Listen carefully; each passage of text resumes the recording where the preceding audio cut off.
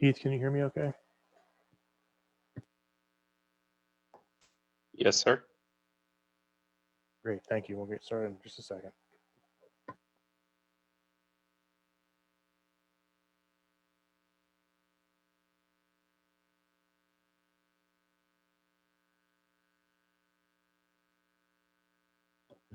Good evening, everyone, and I'm going to go ahead and call this meeting of the Mills River Planning Board to order. If you all will please join me in standing for the Pledge of Allegiance. I pledge allegiance to the flag of the United States of America and to the republic for which it stands, one nation, under God, indivisible, with liberty and justice for all. Thank you.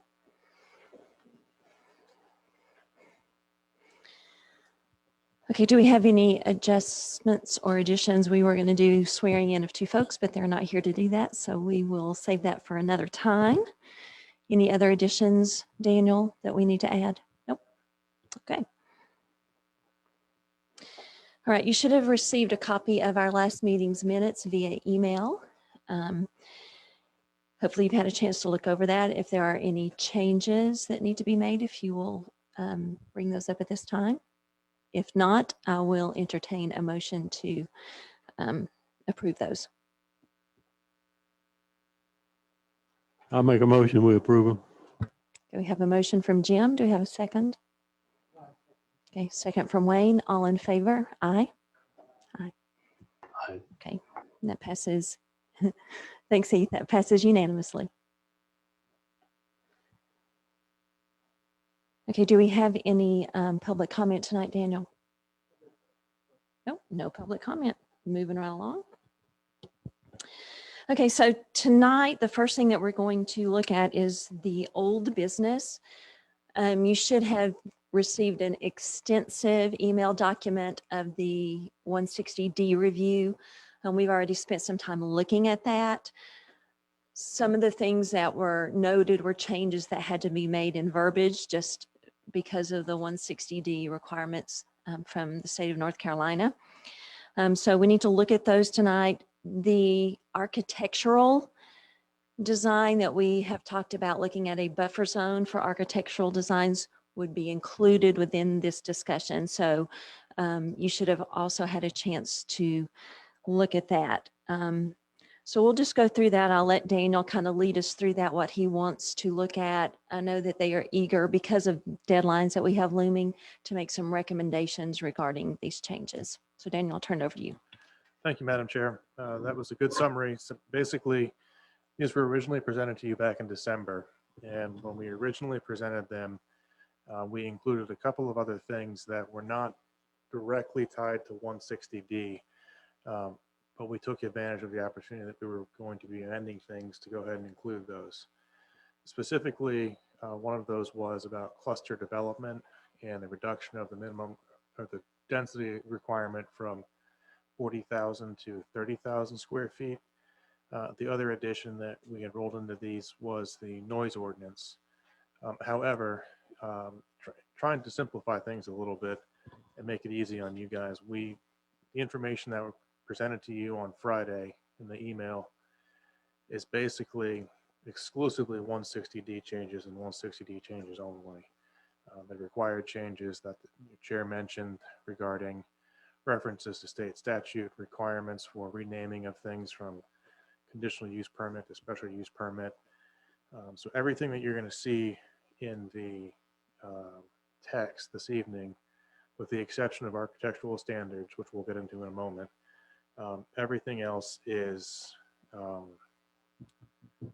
requirement for 160D. So if you give me just one moment, I will pull up a presentation and run through a couple of highlights for the benefit of those watching.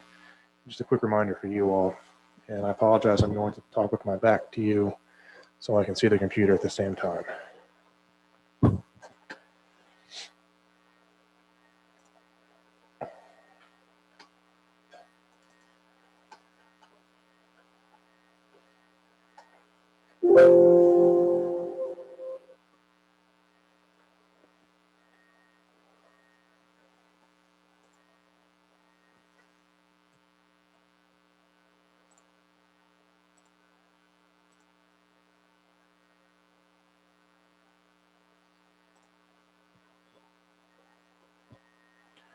Heath, do you see the presentation on your screen now? Yes, sir. Okay. Thank you.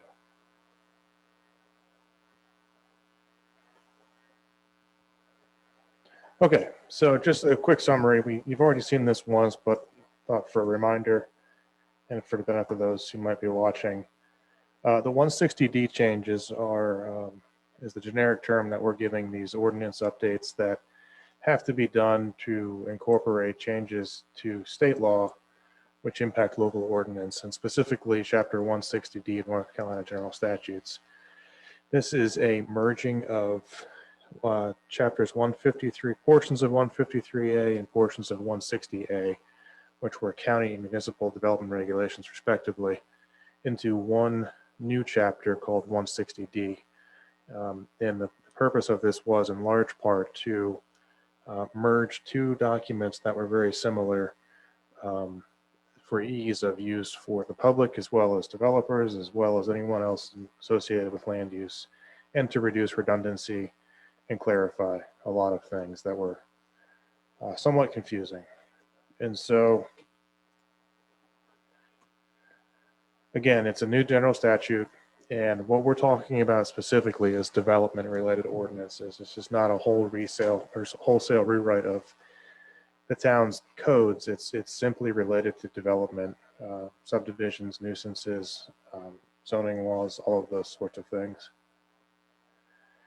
So 160A for municipalities includes all the general powers of municipalities, what they can do, contracting authority, boundaries, annexation laws, the type of government you are, council manager, council mayor, whatever the case may be. And they also include planning and regulation, which is specifically what we're talking about this evening. In particular, we're talking about, we're modifying some of the citations where things referenced 160A. They're going to be 160D in areas, requirements for boards like the statement of conflict of interest statement, how things are administered. For example, right now the town has public hearings or quasi-judicial hearings. The new term for that is, I forget the name of the general term for it, but the evidence, the quasi-judicial is evidentiary, or this legislative and evidentiary are the two for public and quasi-judicial. And then there's some more information about development agreements that's specifically stated in the law that we had to incorporate, which we did. And then lots of other very minor changes, definitions, redefining what a dwelling is to match the state law, things like that are scattered throughout the changes. And so there's three different categories. There's required changes, things that we have to do to comply with the new law. There are optional changes, like I mentioned, the definitions. The town had its own definition for a dwelling unit or a dwelling. We've modified that to match what's in the state law, which references building code, and that's purely for consistency's sake between different enforcement agencies as well as state law. And then there's a category of things that we should be aware of that aren't necessarily changes, but things that have happened in 160D. We won't go into those in detail. I've kind of touched on this a little bit. We have to update anything that said 160A or 153A to 160D where appropriate. So for example, where things reference 153A for a bona fide farm definition, that would be in 160D now. We did have to make some specific changes to definitions for conditional zoning, special use permits. We could no longer use the term conditional use permit or special exception or conditional use district. Those things are now basically fall under one category, special use permit.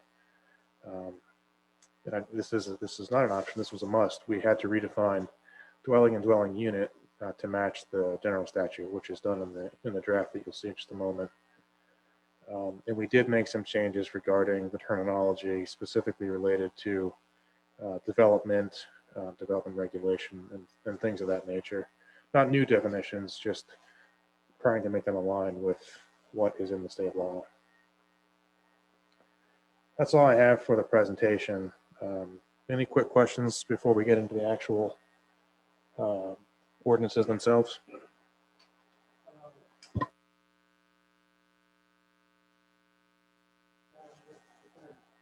That's right. Yeah, originally in the code as it's written today, in the town's code, it's 40,000 square feet is the density. We had recommended reducing it to 30,000, but left it alone. And so the text you'll see this evening references as the code stands today with no changes to it. So it doesn't affect that density at all.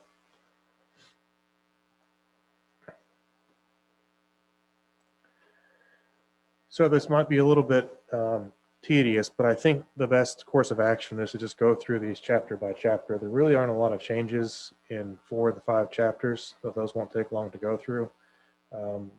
The one with the most changes is the zoning chapter, obviously, which deals most directly with development.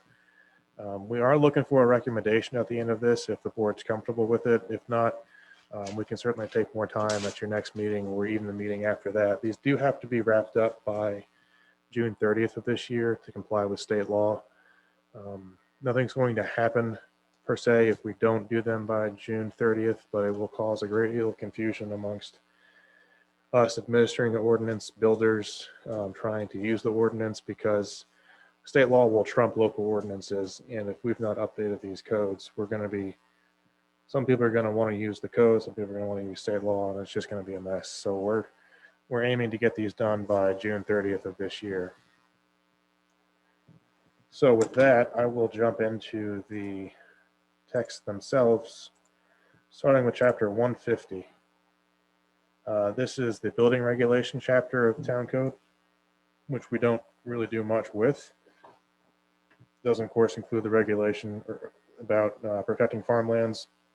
No additional regulation on those. And this is what you're going to see a lot. It currently references 153A 340 because that's where in state law you find a definition for bona fide farm. That is now in chapter 160D 903. So that does not change the meaning of anything. It simply changes where that's referenced in the state law.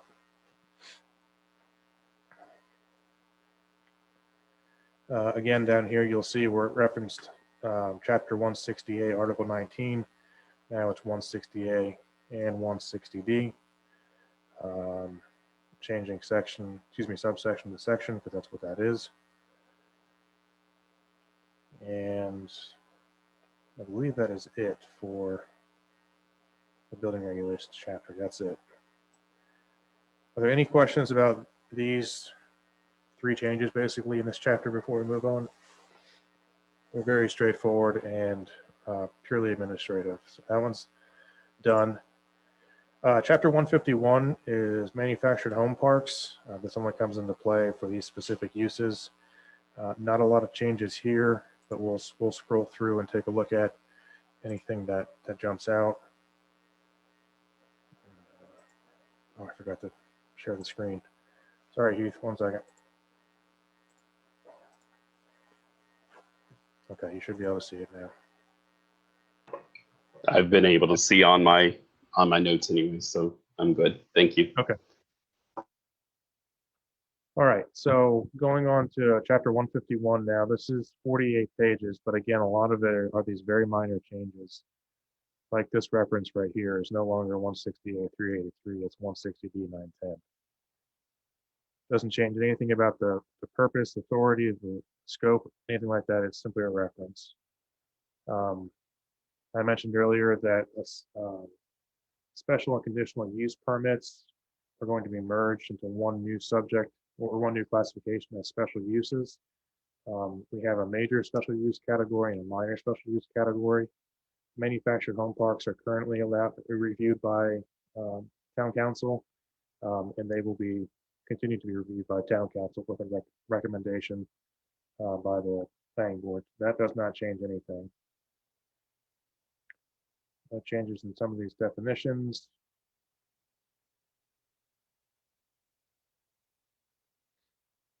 Special use major, a use that is not permitted by right, but is permitted after review of the town council, which is how special use permits are reviewed today.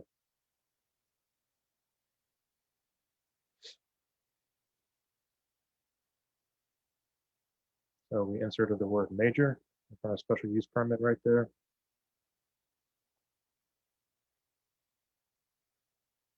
Again, these are mostly just word changes to be consistent. So this is a major use, major special use.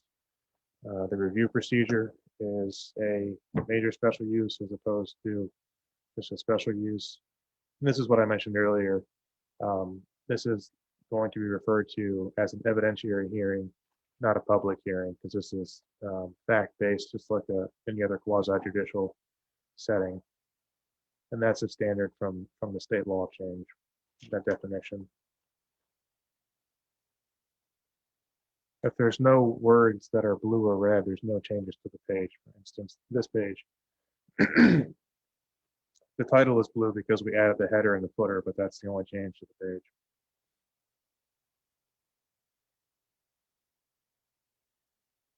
No standards of any of these have changed. So far, it's been swapping out words so that they're major special use instead of their special use. They are referencing the correct section of state law, and really no other changes to speak of. Let's just run through there again. It's adding major special use permits to the process. And then a couple of changes regarding the terminology. Again, we call this a public hearing right now. It will be referred to as a legislative hearing. And updating the reference from 160A 364 to 160B 601.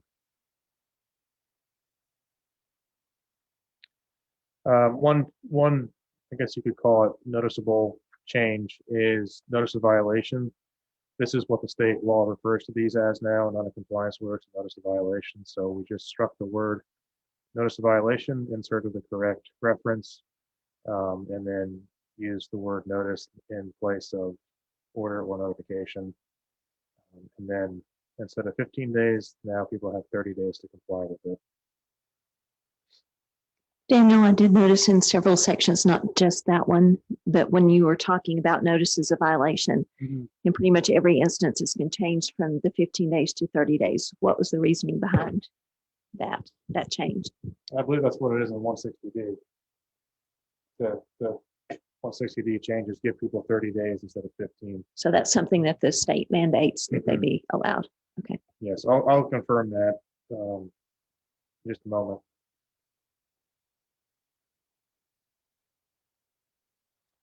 This simply references again a notice of violation instead of a compliance order, and that the violator will be subject to a $50 permit or another amount established by council. So if there was a fee schedule, for example, for compliance, it could reference that.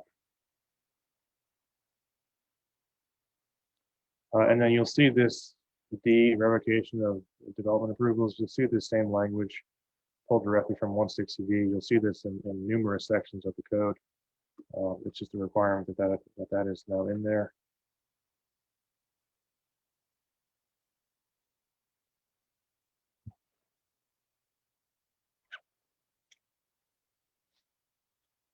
And I think that's it for the major changes in that code section.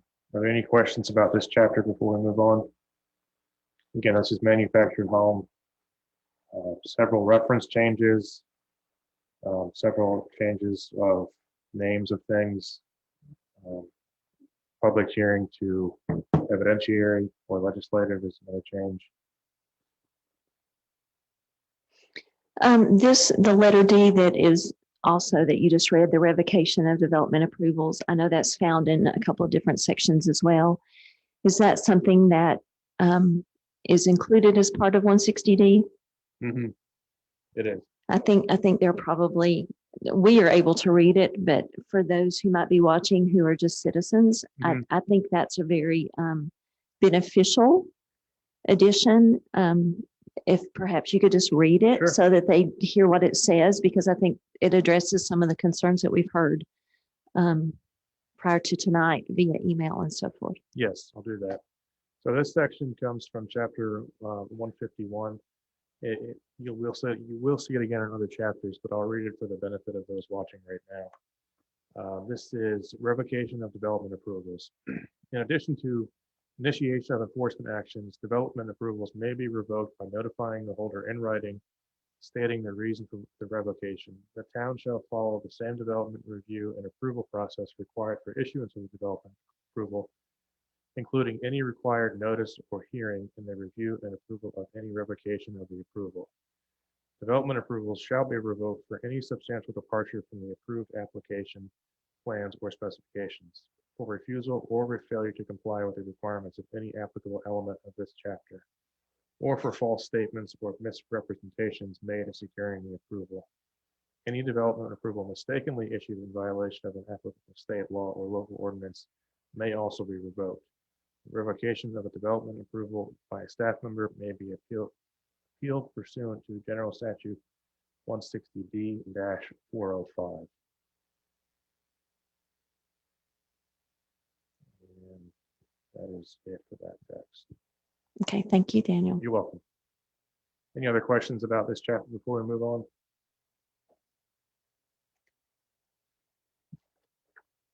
One second.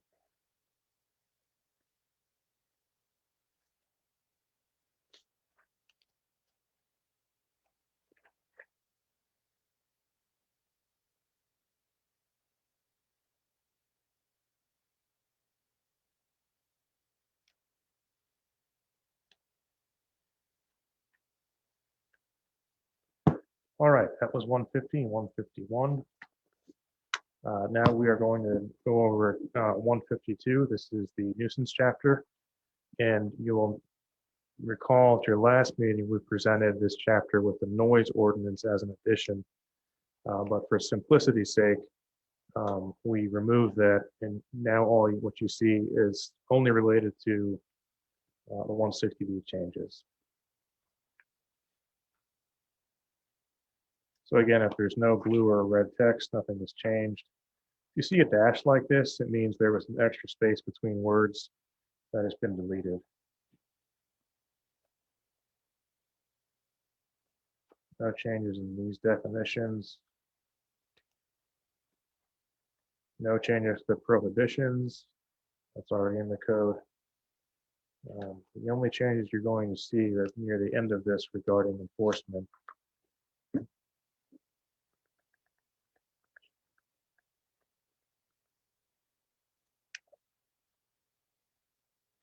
So again, instead of under 152.09 appeals B, if any owner makes a written request to the zoning board of adjustment for an evidentiary hearing, such hearing shall be held in accordance with procedures described in General Statute 154.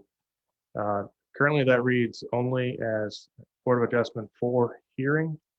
An evidentiary hearing was added to classify what type of hearing it is. Doesn't change the substance or how it's done. It just simply names it appropriately. Same text as before for penalties. If it's a civil penalty, $50 or another amount as determined by town council. Again, that would be if the council had a fee schedule with citations and increasing penalties for a given violation. And this is the same language you saw just a moment ago about revocation of development approvals. And that's it for the nuisance chapter. Any questions about this one? Really not much to review, just a couple of word changes. 153 is subdivisions, and 1 second to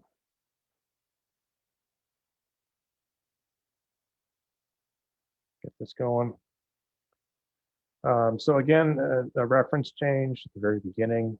You can see it says the enactment of this chapter is authorized. Chapter 160D, Article 8. It did read 160A, Article 19, Part 2. Jeff, we talked about this last meeting. I think this was tweaked slightly. by a certified or experienced traffic engineer. Is that sufficient? Will that work? Or do we need to clarify that a little bit more?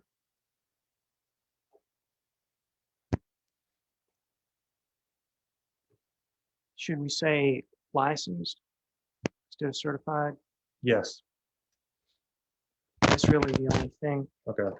Because if you're licensed, then it's up to you to operate in your area of expertise and so just an engineer may not be able to testify as a traffic engineer if they don't have any experience in traffic, just like you don't want me testifying about structures because I'm not a structural engineer.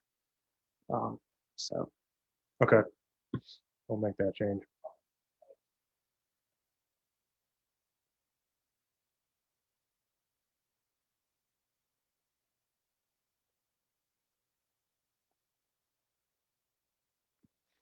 All right.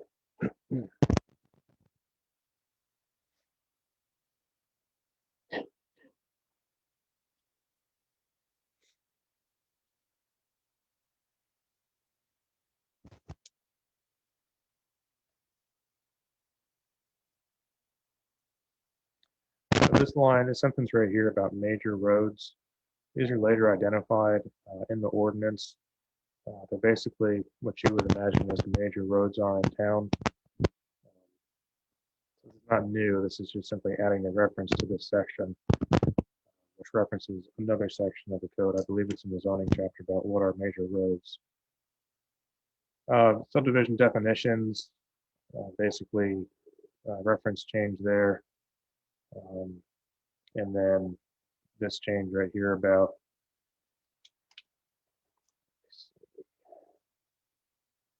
and this currently reads, a subdivision as defined in this chapter means all divisions of a tract or parcel of land into 2 or more lots, building sites or other divisions for the purpose of sale or building development, whether immediate or future, and includes divisions of land involving dedication of right-of-way of a new road, whether by easement or dedication of property or change in existing roads. So basically, that's just defining what is a subdivision of land. Daniel, can I back up just a minute? Yeah. Ask about, and I apologize if the traffic impact analysis, that's what I do. Uh-huh. And different municipalities, different jurisdictions have thresholds. Oh, good And point. we Yes. have the major subdivision now, and that's fine if that's, but for instance, Buncombe County requires a traffic impact analysis for 75 units. So multifamily housing that has 75 units has to do a TIA. The city of Asheville, 100 trips in a peak hour. And just to kind of explain that a little bit, a trip is when I get in my car and drive here, that's 1 trip. And then when I go home, that's 2 trips. So this meeting tonight has caused me to make 2 trips. So, and I can bore you all to death with peak hours and what all that means. But if we wanted to, at a later date or at some point, come up with some trigger thresholds, and then once that traffic impact analysis is required by the town of Mills River, then the NCDOT reviews it. So that means we don't have to hire a traffic engineer to review that because NCDOT then takes jurisdiction. Their threshold is 3,000 trips, I'm sorry, in a day. So 3,000 average daily trips. That's a pretty high threshold. So 100 trips in the peak hour, 75 units, something along those lines. And then the recommendations that are made by the traffic engineer then become part of the conditions of the approval and have to be done. Also conditions of the driveway permit. So for instance, if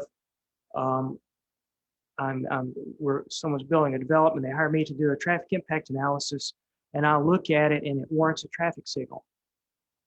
Then I put in there and to seal it, in order to mitigate this traffic, a traffic signal must be installed. That signal's got to be put in as part of the NCDOT driveway permit. So it gives us as a town a little more authority in requesting things. we're not requesting it. It's there to mitigate the impacts. So, any questions? I'm grandstanding a little bit.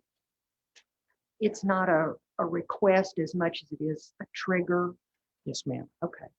Yes, ma'am. Because when we analyze, say, an intersection, we look at it and see there are warrants set out for a traffic signal. And that's based on, and one of them's peak hour volumes. One of them is volume over 4 hours. One of them is volume over 8 hours. And if it meets those thresholds, then a signal is warranted. And then we look at the background. What will it be like in, say, 2023 without that development being there? Then we look at it with the development. And if the development makes it go over that line to be warranted, then it's reasonable to request that that signal be installed. Same for turn lanes. There's a warrant for turn lanes. It's more of a recommendation. It's the NCDOT driveway permit manual. And that's another thing that's looked at as part of that study.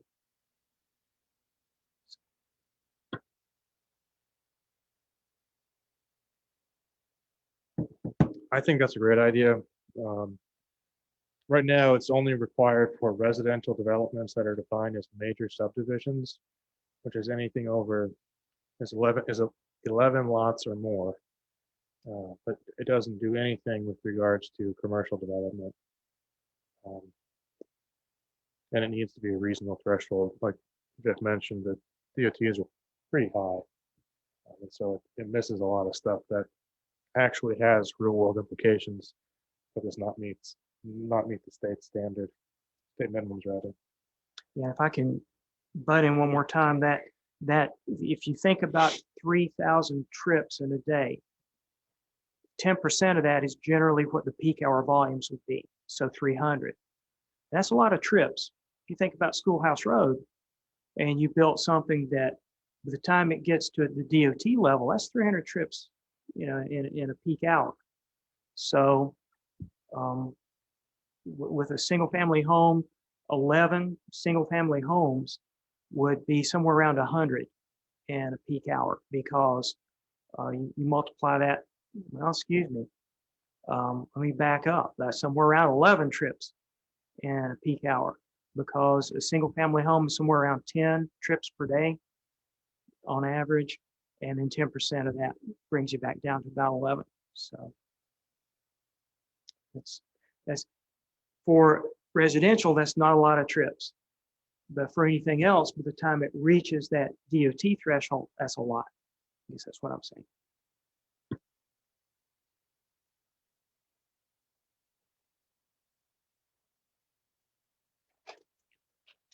Just to circle back to the change about the notices of violation in 30 days, that is in the statute.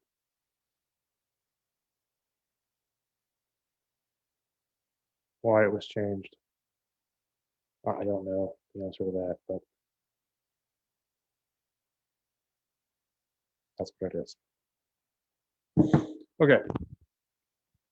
Back to subdivisions. More definitions.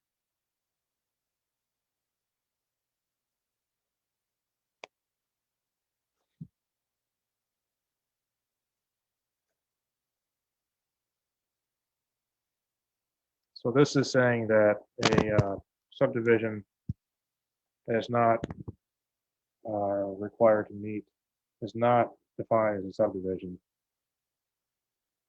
The combination or recombination of portions of previously subdivided lots that was in the land of 10 acres. These are exemptions under the state law, and this is a new one right here, the division of a tract into parcels in accordance with the terms of a probated will.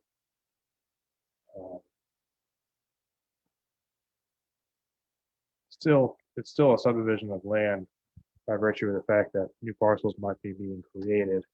But it's not defined as a subdivision of land under the town's code, which means it's not subject to the same standards.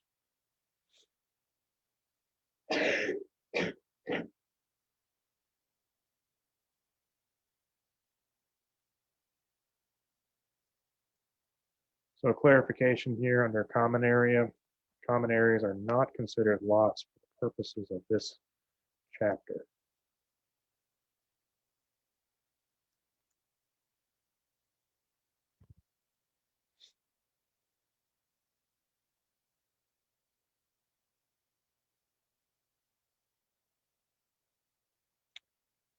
So clarification, really what you want to see on the plat is the right of way, not just the street, because the street's meaningless within the right of way. This is just a grammatical change in accordance with rather than in accord with. Capitalize town. Improvement guarantees where some changes came out of the state law change. More definitions about lot areas.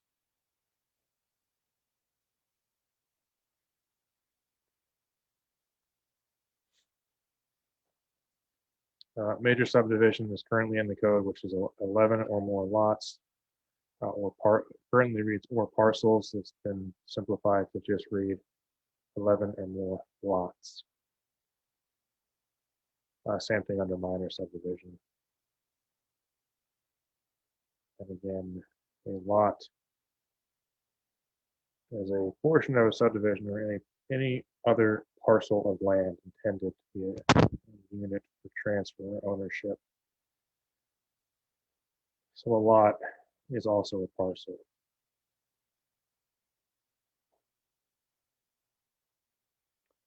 Right of way, just adding a definition to that, define a dedicated area by way of permanent easement, public or private.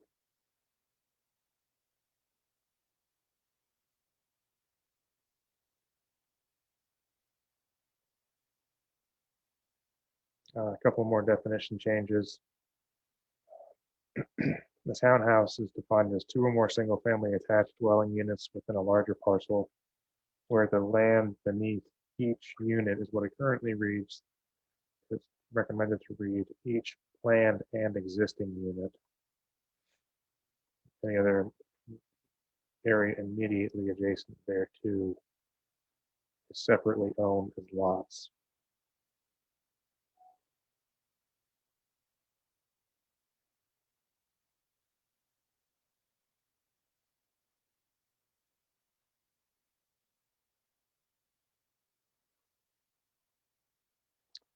So this is a change not specific to 160D, but it's a clarification.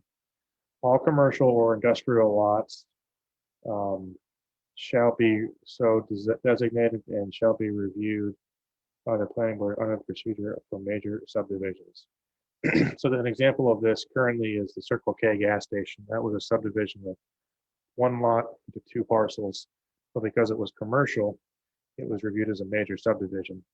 And this is saying that any residential subdivision with lots designated for commercial or industrial use shall also be reviewed as a major subdivision. So if you had a larger subdivision like Mills River Crossing, for example, that was proposing some industrial or commercial space, even if it was only 10 lots, the fact that it would have that commercial space associated with it triggers it as a major subdivision review, which would require approval by the planning board. Any questions so far?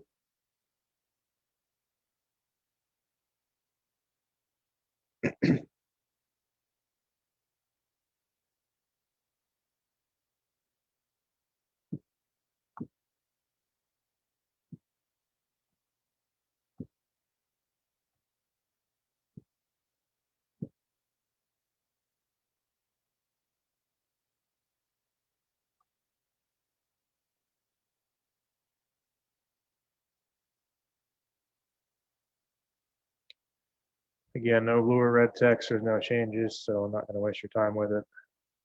Scroll through.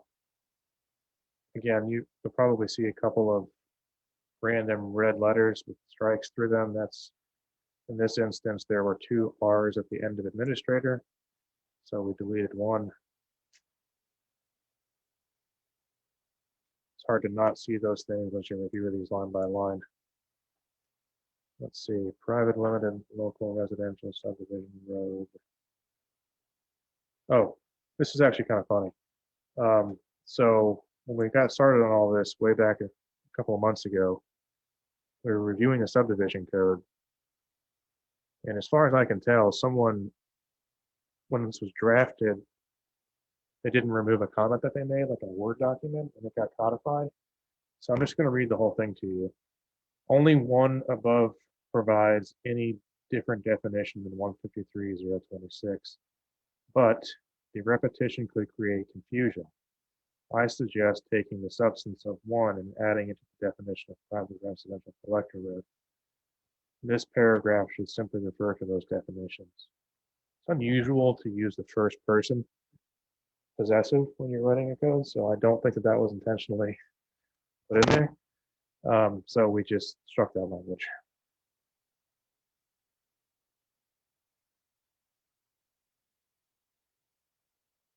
See, this can be fun too.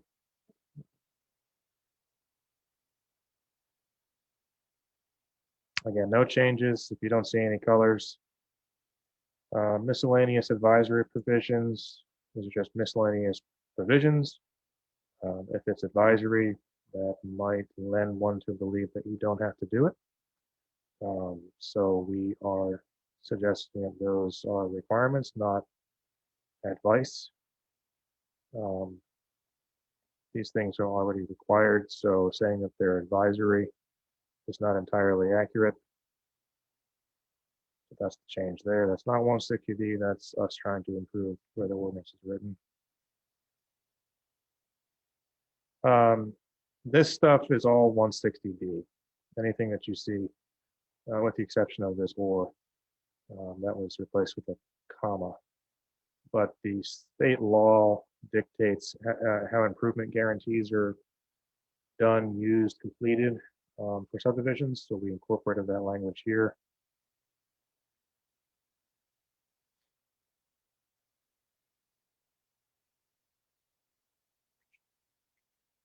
Again, changing the word public hearing to a legislative hearing.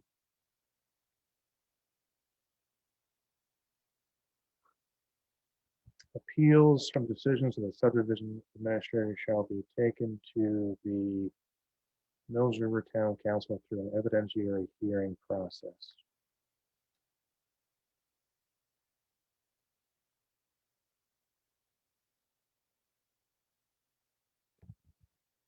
So currently, an appeal for a subdivision from the administrator shall be taken to the planning board. Appeals from the decisions of the planning board shall be taken to the Mills River Town Council through an evidentiary hearing process. What that's saying is, the way it's written now, if a staff member were to deny a subdivision application, it would go to the planning board for an appeal, which is very unusual because typically land use appeals go to the Board of Adjustment. And then if the board were to make a decision, an appeal of that would go to town council. This is cutting out the middleman, so to speak, and just saying a subdivision appeal will go right to an evidentiary hearing, the town council.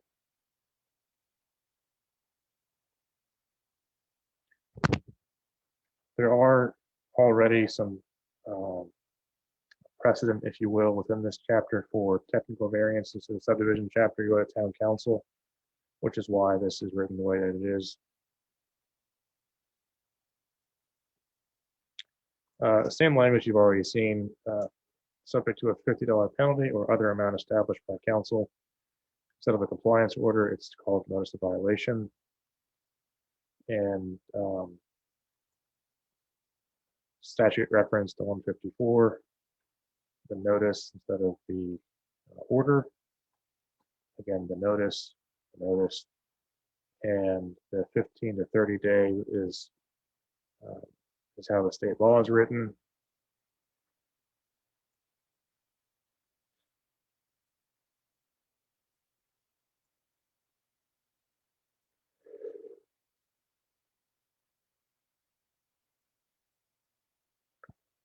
Again, using notice of violation, and then the same thing you've seen about revocation of development approvals.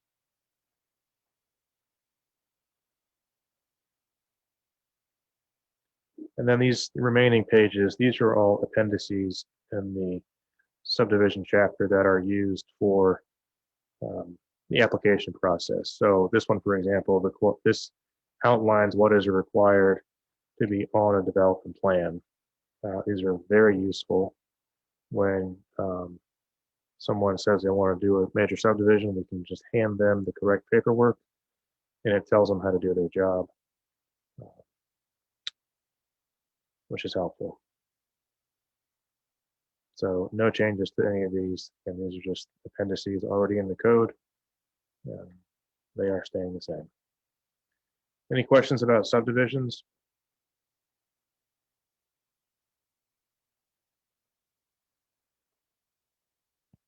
All right. I'm going a little bit out of order here. We just did 153. We're going to jump to 155 because this does not have a lot of changes either.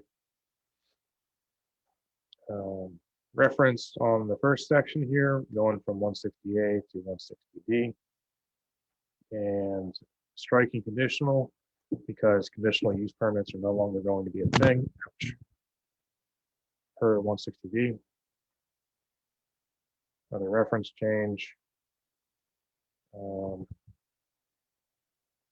This is just simplifying the sentence to read conditions of the site development plan, which could include those phases.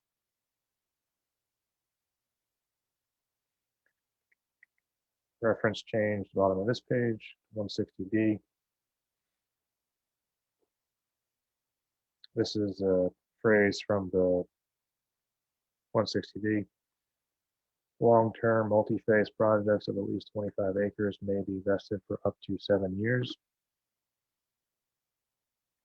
Reference change, reference change.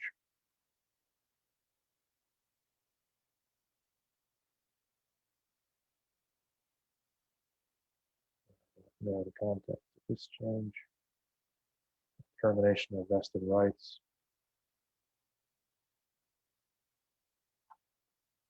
Oh, they can be repealed, terminated upon the repeal without a replacement. Reference change, reference changed. And that's it. Oh, another reference change. Pretty straightforward of this chapter.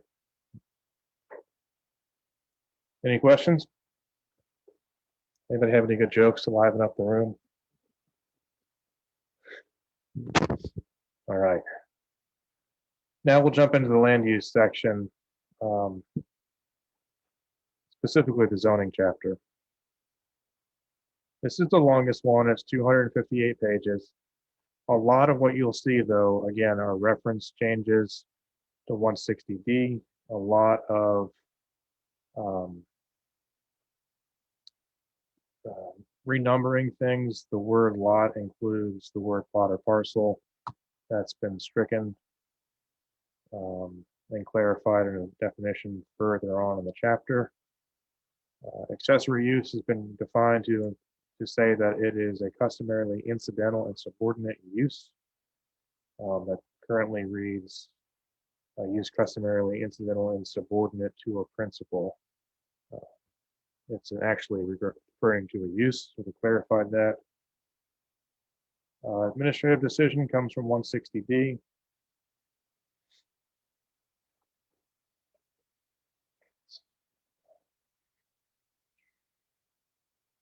Change there. Setback should be measured from the outside edge of pavement, not the center line.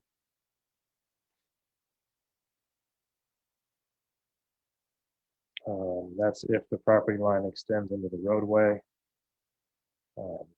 Really, the point is to have the setback measured from the property back. If you're measuring your setback from the middle of the road, then your house could be that much closer to the road, which is not the intention of the setback. Conditional use is just redefining this based on 160D, and these can be approved as a zoning, but not as a rezoning, but not as a conditional use in and of itself.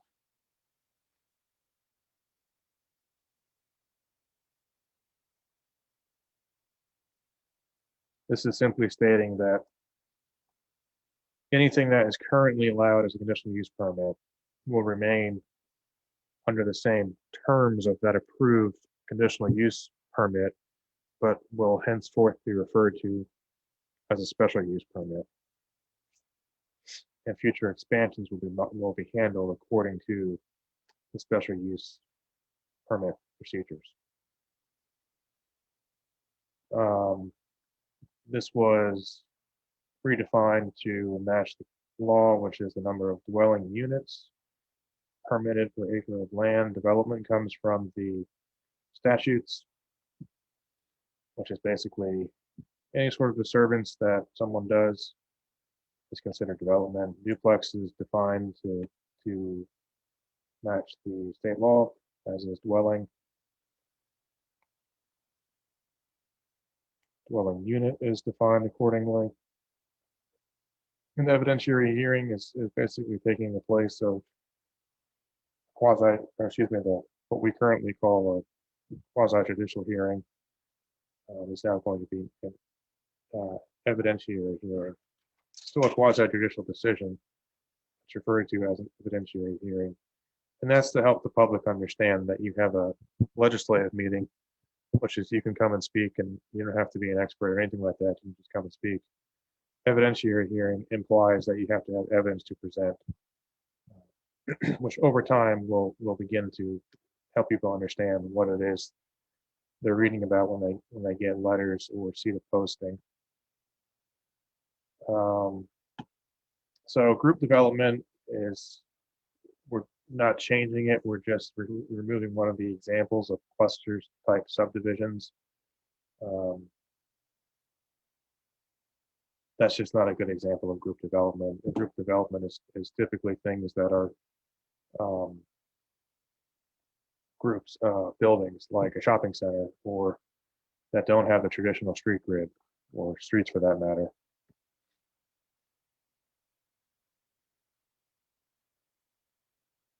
This is a change from 160D, landowner or owner. Legislative hearing, I mentioned a couple times, it's the new term for public hearing.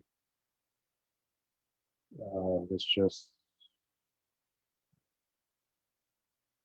clarifies that this is a parcel unoccupied as regulated by the town measure of the code.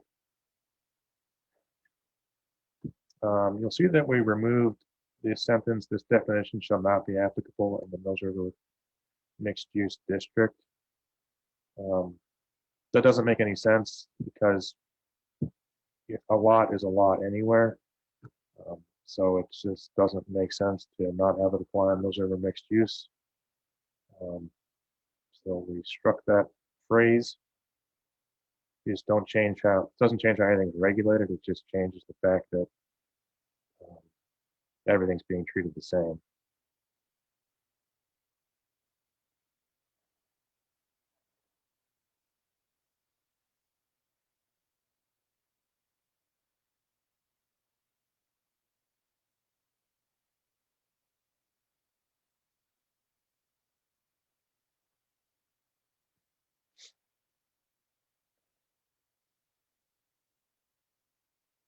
This just defines quasi-judicial decision involving the finding of facts regarding a specific development approval that requires the exercise of discretion when applying the standards of the regulation. Term includes, but is not limited to, decisions involving variances, special use permits, and appeals of administrative determinations. That is new. It's not in the code, but that's from the state law language. This area, this section on residential density has been removed in this draft because it's not actually used. The density is calculated based on the minimum lot size, based on the land area that is under consideration for review. So we just removed this because it's redundant.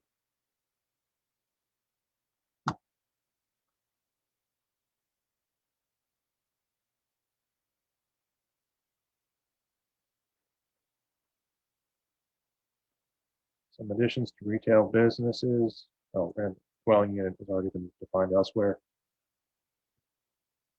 Retail business includes establishments engaged in selling merchandise directly to a residential business or institutional customers. Originally, it just said in selling merchandise directly to consumer.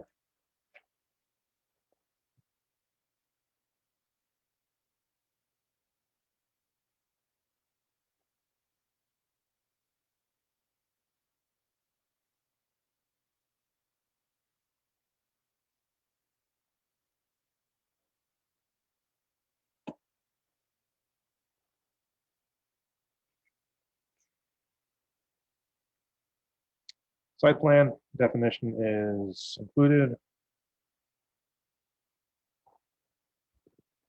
Special use we talked a little bit about. That is already in the code. We're clarifying it, that it needs an evidentiary hearing. And finding by the town council for a major special use, and the board of adjustment for a minor special use permit. And of course, it's subject to the same site development standards.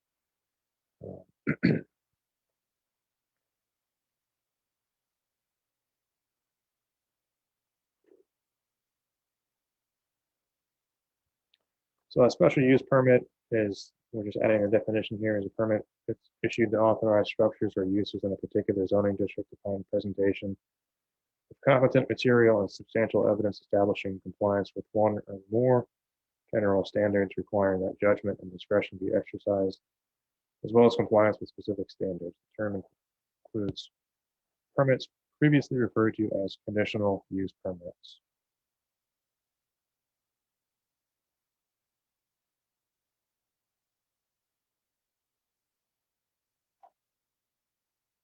A little bit of clarification on the front yard. Open, unoccupied space. Unoccupied really isn't the correct way to phrase that, because the setback only applies to, well, a yard doesn't have to be unoccupied. You could have a driveway in it, or trees, or something like that.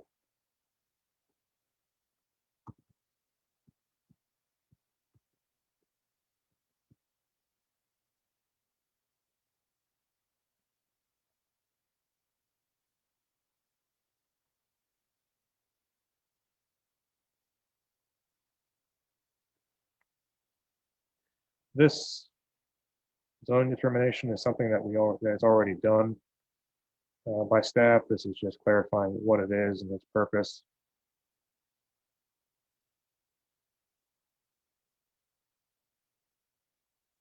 The zoning determination is a written determination prepared by a zoning administrator. The zoning administrator designee or the Mills River Town Council designee clarifies the intent, nature, and applicability of this chapter or other chapters.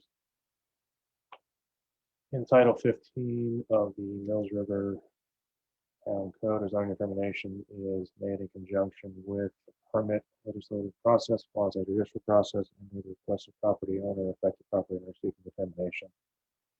So basically, if someone is, someone wants to sell their land and they want to know what they can do with the land, they can request a zoning verification letter. This definition for L, maybe light industrial district. We don't have that.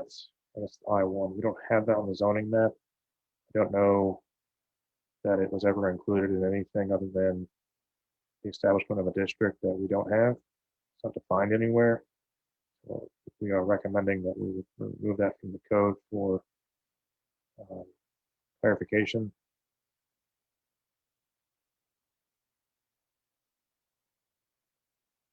Again, conditional uses, you'll see this a couple times. That's referred to now as a special use. We'll come back to this, but these are the architectural standards that were mentioned earlier under 154.046, corridor overlay district. Right now, it's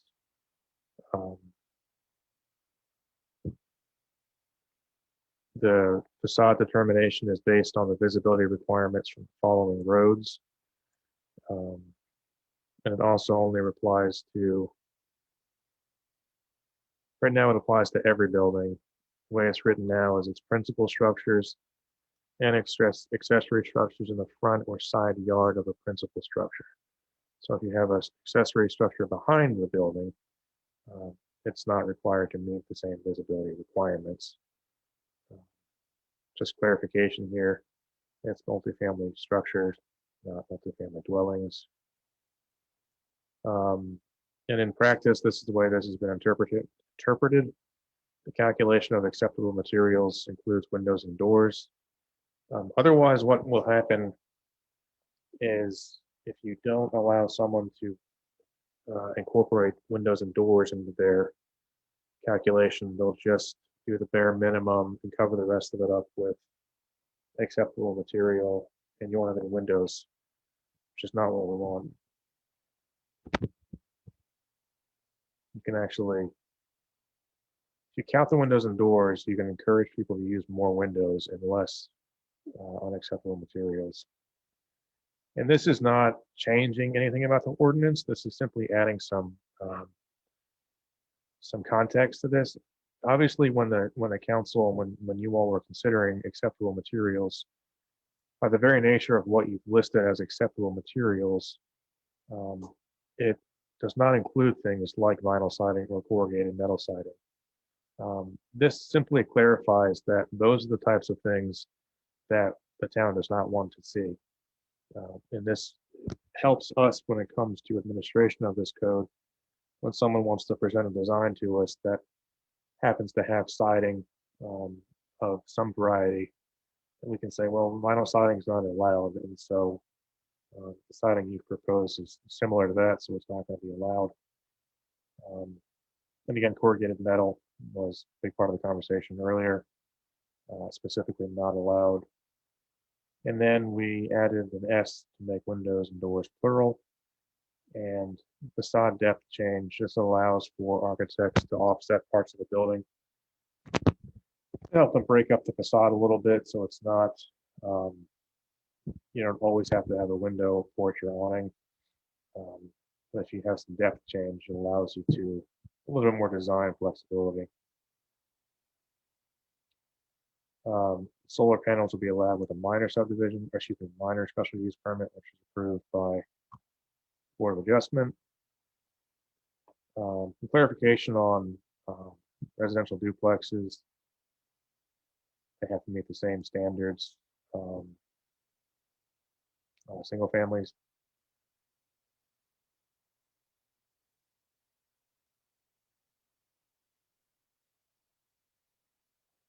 So this was conditional uses. This is now minor special use permit approved by the Board of Adjustment. Lists everything that the Board of Adjustment currently reviews.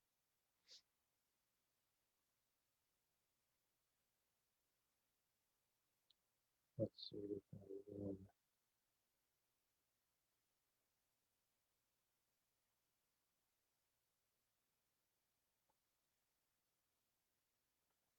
So this footnote on minimum lot area 30,000 square feet says this minimum lot size shall not apply to existing residential lots or lots that have been platted and recorded as residential lots prior to 7/31/04.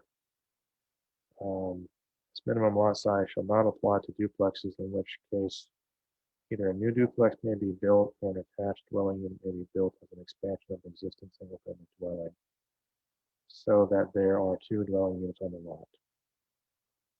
Currently, if you want to build a special use permit, excuse me, a duplex, you have to have a special use permit and at least 60,000 square feet of land. This allows you to build that in addition onto your property. For example, if you wanted to move in an aging parent with you and build them an apartment in your basement, that's technically a duplex. This allows you to do that on your property without having to acquire more land. I know this is really boring. A lot of stuff. More word changes to special use. A lot of this is just based on the district in which the use is happening. Each district has a set of conditional uses. So what you're seeing is going through residential, business, and so on and so forth. The different zoning districts all have their own individual list of conditional uses that are currently allowed of reviewed by the Board of Adjustment, and they will be continue to be reviewed under the board by the Board of Adjustment. Anything under a major special use permit is reviewed by town council.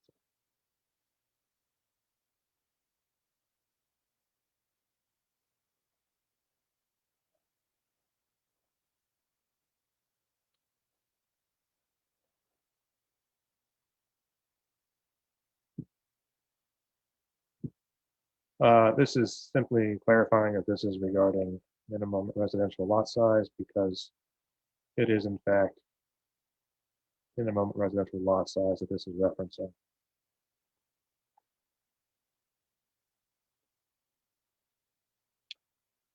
This is in those are the mixed use district. Everything is allowed unless otherwise regulated.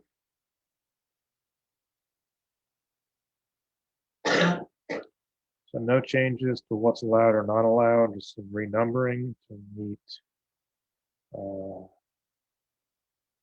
what's the term?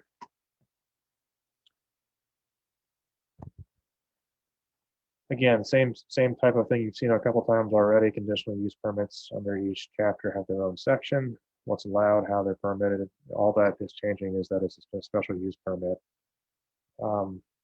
And right now, this is the cluster subdivision standards we talked about a moment ago. These are currently allowed as a special use permit and reviewed by the town council. So this doesn't change anything about that. It simply defines them as a major special use permit to make sure that it is recognized that it is reviewed by town council and not the Board of Adjustment. And then the idea behind these is to create efficient use of land resulting in land conservation. That doesn't change anything about the standard. It just gives you a little bit more information about the intent of the provisions. It doesn't actually promote that, but that's the idea behind it. And then you'll see a lot of this where we struck the word development and put in a D, because we already have the acronym, so we just added the D behind it. And then replace the numeral with the word, and you'll see several of those as we go through the next few pages. There's another one, another one, another one.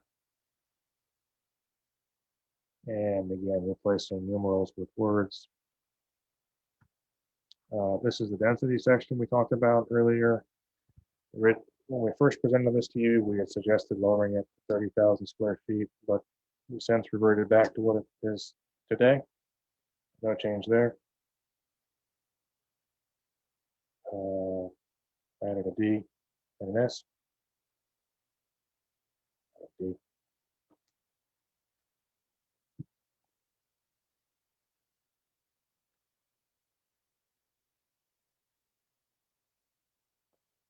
This is redundant right here, so we removed it.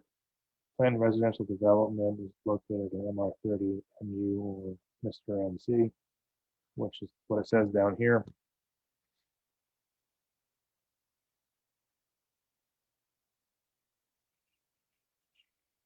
No changes, some grammar.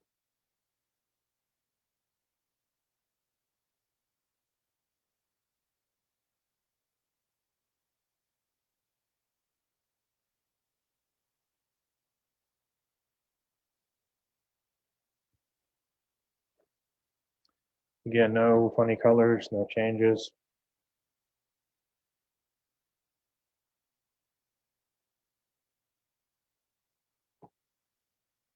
This is just adding that these are in fact major special use permits to be reviewed by town council, which is the current course of action for them. No change there, just clarifying. Reference change there. Zoning administrator, just clarifying the term, using one term instead of multiple throughout the code.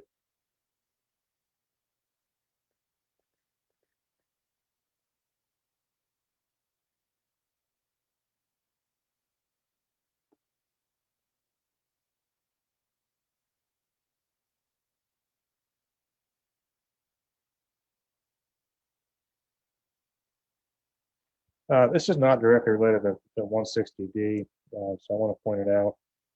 All it does is clarified that off-street automobile storage is required to be paved.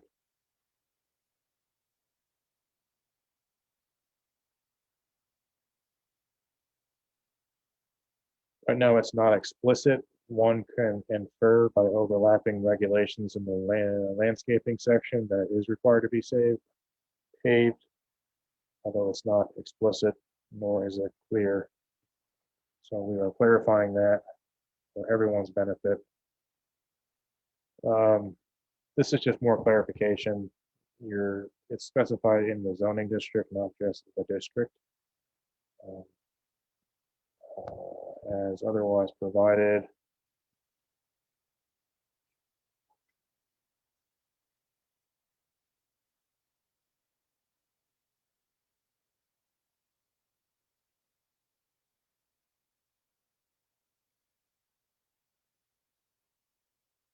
This is that same language we saw earlier about residential developments that require a TIA. I need to change that line reference.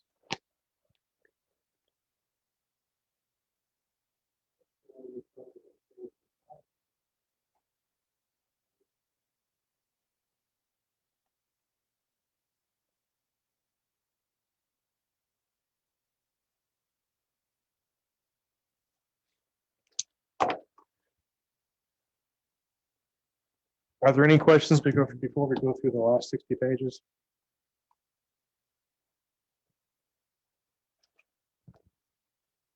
All right, keep going.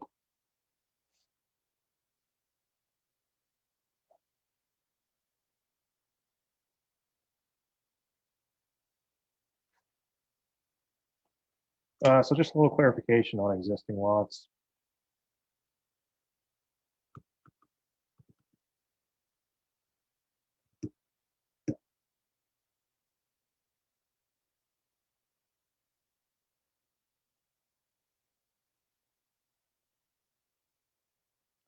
So what this change is saying is that if you have a piece of land that's say 20,000 square feet, you can still build on it even though it's not the minimum lot size.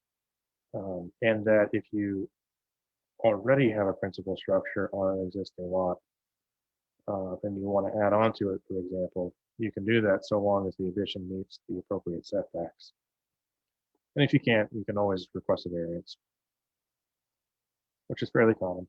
A lot of lots that we have in town are existing prior to the towns and corporations, so are existing nonconformities.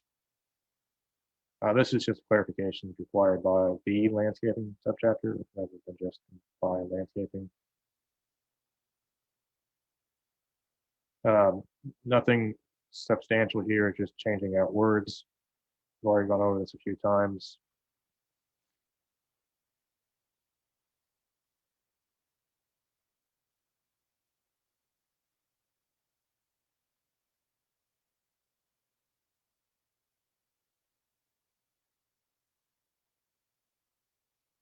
Just replacing old words with new words.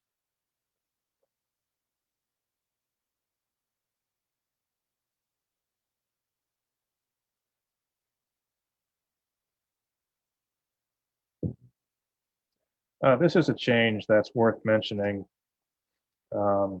Any amendments to the code require a majority vote.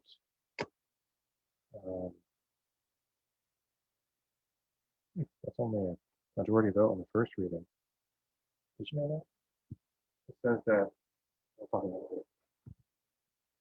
it. What I wanted to point out specifically was that any change to the zoning chapter, whether it be the text or the map, the zoning map, if someone applied for a rezoning, that all changes shall include an adoption of a statement of reasonableness per General Statute 160B-605.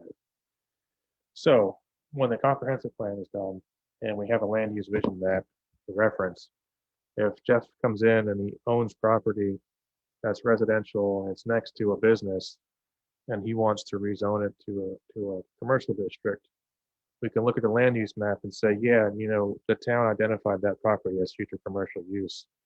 So in the action by the council, they'll actually adopt a statement, words on paper, that says this requested change is consistent with the Town of Mills River comprehensive plan adopted such and such date, or it's inconsistent with. It's not a binding document. The council can say, this is a good idea, even though our land use plan doesn't reflect it, we're going to approve it. And the statement will simply say this change is inconsistent with the town's land use plan, and that's that. This has been on the books for a while, but it's, by that I mean the state law. But we're including it now is because it is a reference to a new section in the state law. We've already gone over this a lot. Public hearing is now a legislative hearing. This is one that we already do, but is now a requirement for coming from 160D, so I'll just go over it quickly. Currently, the ordinance reads that we notice the property of land that are abutting the property in question. But under the advice of our attorney, we've been going beyond that and going across the street, for example, to let people know, even though they're not technically abutting the property, they're separated by a road. So this just, again, is something we're already doing, but is formalized with these changes. The conflict of interest policy, we've already gone over. That's in here. It's a couple of pages. And no changes here. There's clarification on the landscape plan required. And it applies to multifamily developments, except duplexes on individual lots. So again, if you're building a home and you want your in-laws to live with you in an apartment in the basement, you can build that home, not subject to landscaping standards.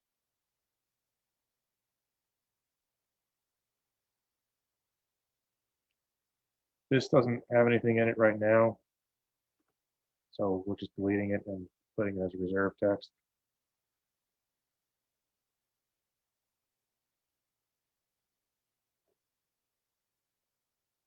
This currently reads, there shall be 6 shrubs, 10 parking spaces. We assume that means there will be 6 shrubs for every 10 parking spaces. As you look at the next sentence, it says there shall be 2 shrubs for every 500 square feet. But way it reads today is for every is not in there, so we're just trying to clarify that. Signs, no real changes here other than we added a definition. Can I ask you a question on that one? On what one? On the signage stuff? Sure. Are you at the charts yet? Yep. Okay.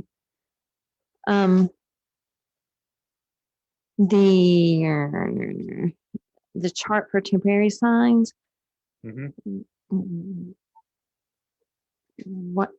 Why was the info, advertisement, banner, flag, etc. struck through?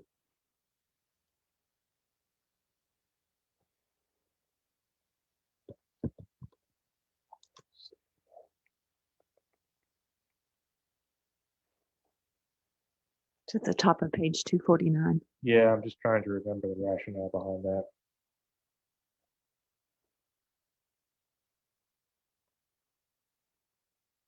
Because my understanding is that was one of the main types of signage that we've had a lot of complaints about is the banner signs and the flags that are stuck on the sides of the road forever, even though they're supposed to be temporary. Mm-hmm. And if that's struck from that, then it's no longer regulated.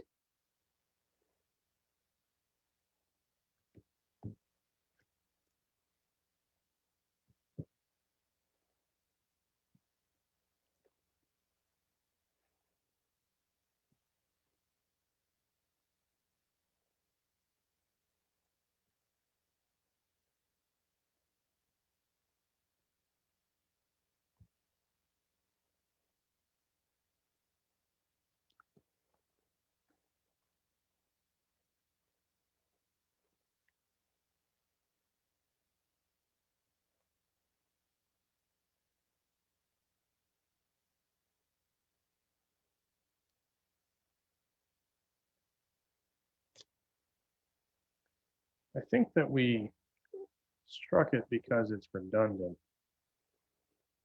So if you have an info or advertisement, such as, which would be on a banner or a flag, you can get a permit for a special event or a grand opening or something like that. Or a special event. A special event's on there twice.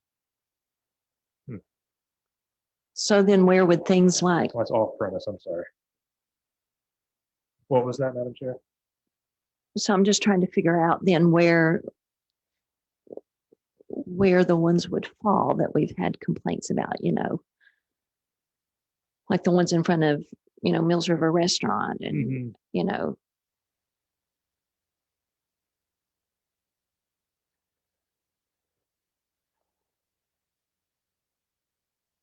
I don't know off the top of my head. I have to speak with Alan about why we came to that conclusion. I just don't recall. I know one reason we talked about it was to ban them outright. By not having a permit for them, you wouldn't be allowed to have them. I know that was part of the thought process, but I'm not sure if that was the deciding factor. right, because doesn't that chart, it says that they don't require a permit. It just makes them temporary and therefore they should be gone after a certain number of days, correct? The other thing that we had talked about with regards to banners and flags is you can have banners or you can have flags that are non-advertising, non-informational. That doesn't make sense. Ignore what I just said. So I don't know off the top of my head. I can talk to Alan about it in the morning and find out what the conclusion of that conversation was. That's all I can offer at the moment.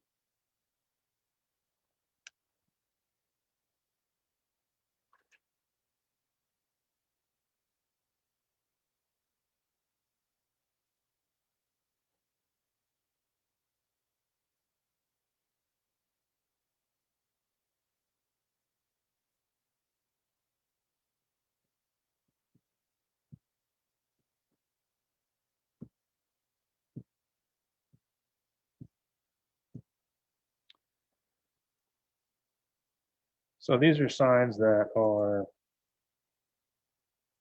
recommended to be prohibited. These three right here, non-mounted or handheld signs. So think of the guy standing on the road flipping the big pizza around, or the Progressive commercials. Is that the one? With Flo, the guy spinning the thing around.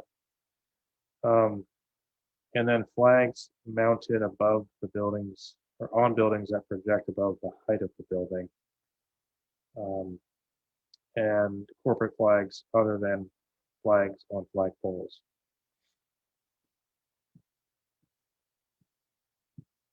Flags mounted on buildings that project above the height of the building is really more of an aesthetic thing. It's not, there's no major reason other than that.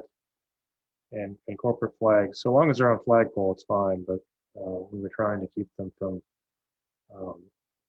just popping up everywhere and people calling them a flag because it's their business flag. Now you need to go look at the new storage unit, the old cruise line building there. That's where we got the idea for the flags in the building. I hate to point out possible spelling error because I'm not the best at spelling, but Please do. F, signs in a right of way. Should there be a space? Signs in a right of way. Is that, okay, it looks like there's a space now, excuse me. And then I see inflatables, that you put the I in there. Great, Yes. awesome.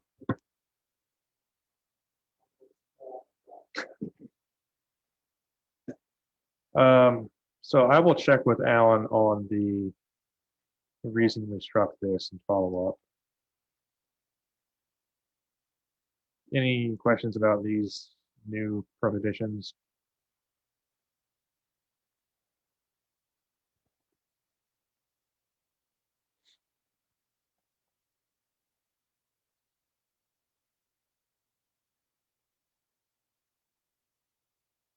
Same thing about enforcement. We've talked about a few times. And then instead of compliance, it's a notice of violation.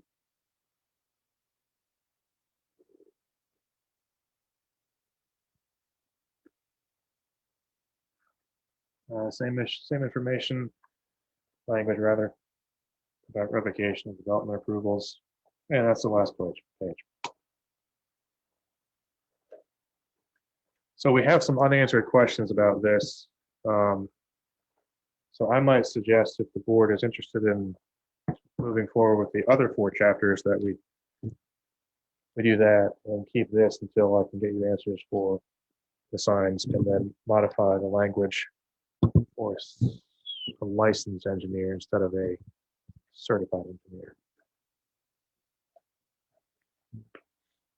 So in summary, the majority of the changes that you saw tonight are direct result from 160D requirements, references. There were some misspellings that we corrected, added some language to clarify. And I think chapters 150, 151, 52, 53, and 55 are all very straightforward. I recommend that you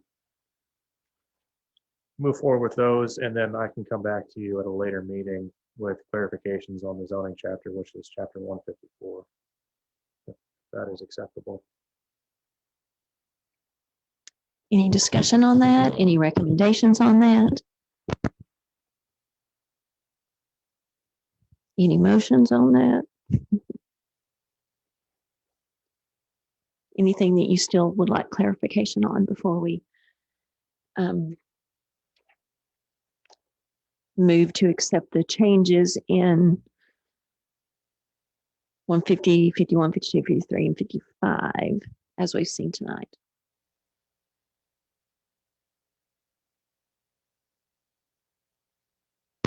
You can always move to table the whole thing till another meeting. It's, just need some feedback from you guys. I can't decide on my own. Well, I think we need clarification on before we move forward. On all of the chapters, or just the chapter 154 that there were the most questions about? Well, basically that, yeah. I mean, we're not ready to vote on the complete package, right? Correct. We could make a motion and approve that chapters 150, 151, 152, 153, and 155 be accepted as we've seen them with the changes that we've seen tonight, and wait on 154 till we got the clarifications that we've asked for tonight. Well, I'd be agreeable to that.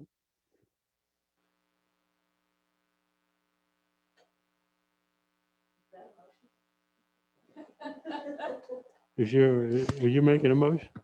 Can I make that motion?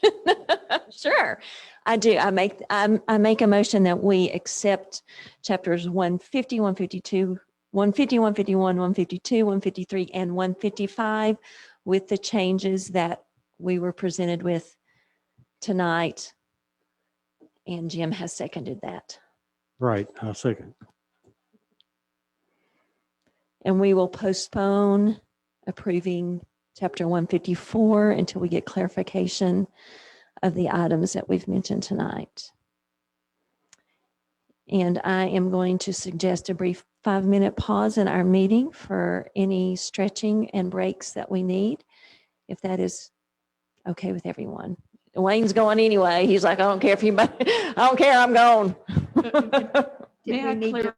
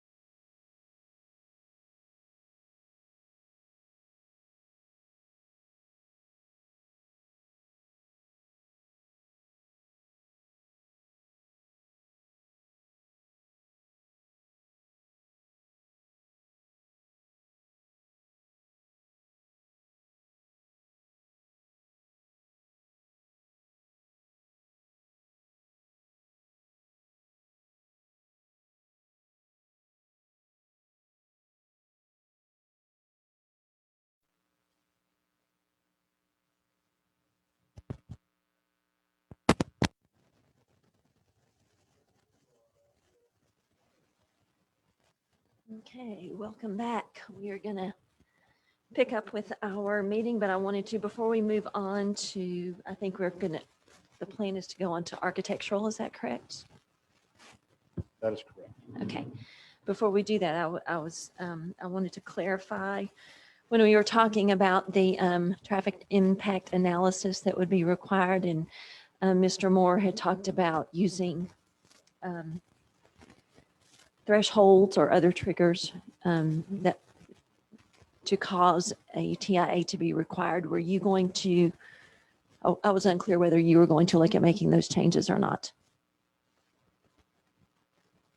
I'm talking. Oh, I thought you were talking to him. Sorry. I mean, you kind of agreed with what he was saying, but I didn't know if those were changes that you were looking at making. So in other words, rather than saying requiring a traffic impact analysis based on the number of homes in a subdivision, that it would instead be triggered by the number of, a threshold of the number of trips per day. I do agree that we need to make the change. Okay, My only reservation was we were trying to keep it 160D.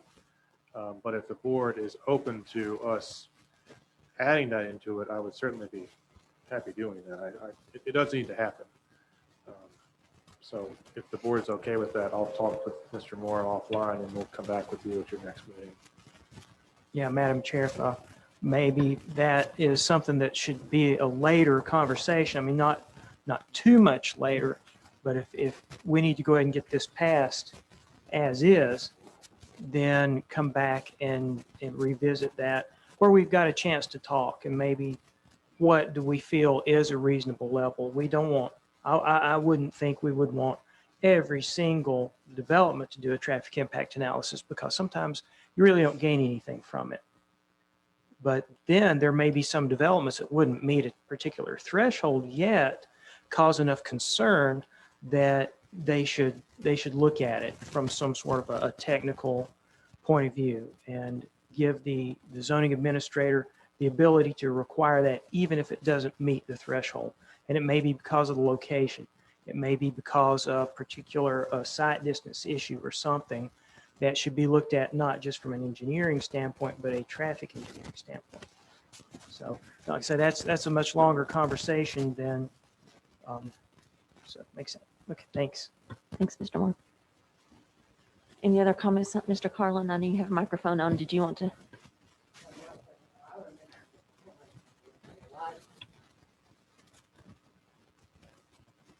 And I know he was going to make that change. Mhm.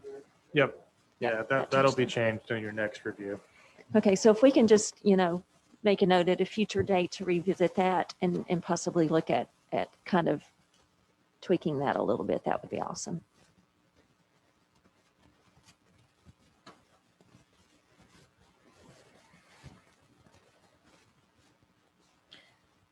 Okay, so I suppose we can move forward then with looking at the architectural standards. And I think this is going to be relevant to the information you got via email that showed the buffers, the two suggested buffers, one being the 500 feet and the second being the 100 feet to consider as a change. So if Daniel want to give a quick explanation of that and what we need to act on. Yes. So we mentioned a couple times as part of the 160D changes, we included architectural standards, which if you recall from a couple of months ago, there were a couple of different directives from town council. There were architectural updates, erosion control, food trucks, and noise. And I believe there was one other that I'm forgetting. The architectural change is fairly straightforward in our opinion, so we went ahead and included it with the 160D language, which you'll see again at our next meeting, another meeting. So we're recommending that rather than stating if a building is visible from a public right-of-way, that if it is within so many feet of the public right-of-way, it's easier for administrative purposes, it's easier for designers. They simply have to measure where the building is in relation to the road, subject road, rather than trying to figure out if it can be seen from a given road. Because with the topography of Mills River, there are certain properties you can't see easily from the public right of way. but there are other ones that you can see easily from the right of way. And it's just more straightforward to use, just a straight distance. This also would clarify if you have a building that is um, hidden behind a row of trees, technically it's not visible, but those trees could go away at any moment, so then it becomes visible. So with this, the idea is that if the building is within a certain distance, then it has to meet the standards.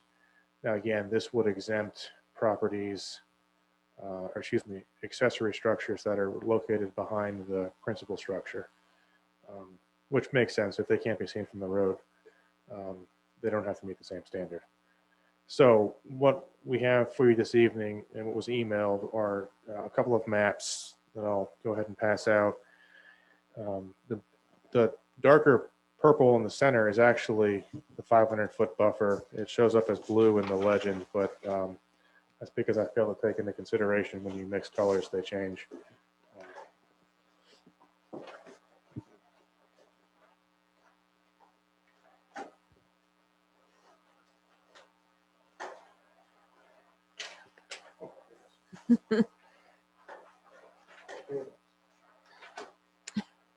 I needed it big.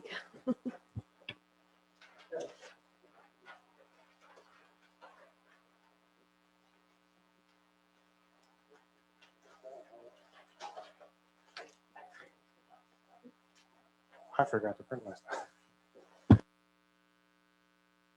Give me just one moment. I'm going to pull this up on the screen so people watching can see it.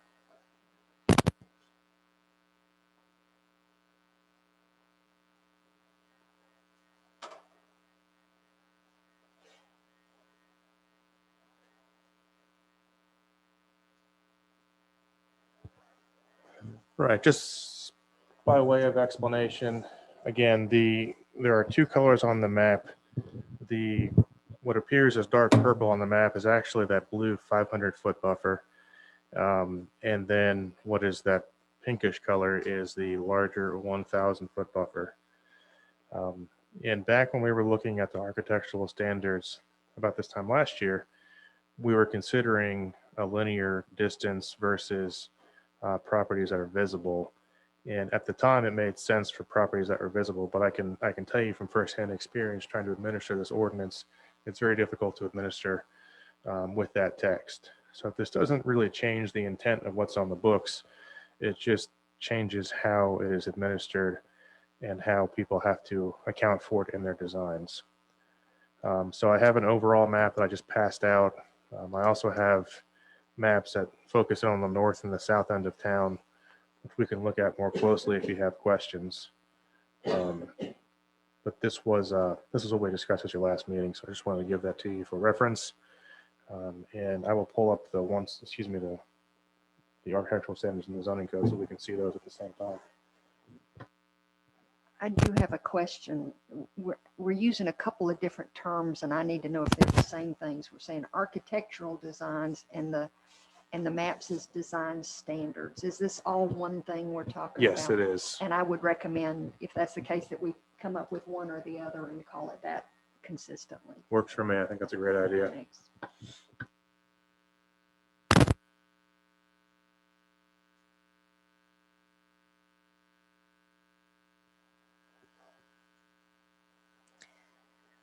While he is pulling that up, it just occurred to me when we made our motion regarding the previous chapters, I never asked for everyone in favor to say aye. So can we retroactively go back and do that? So those of all of you in favor of the previous motion that was made, if you would say aye. Any opposed? Heath, you still there? Yes, ma'am. Aye. Was that an aye? Yes. Thank you. Yeah.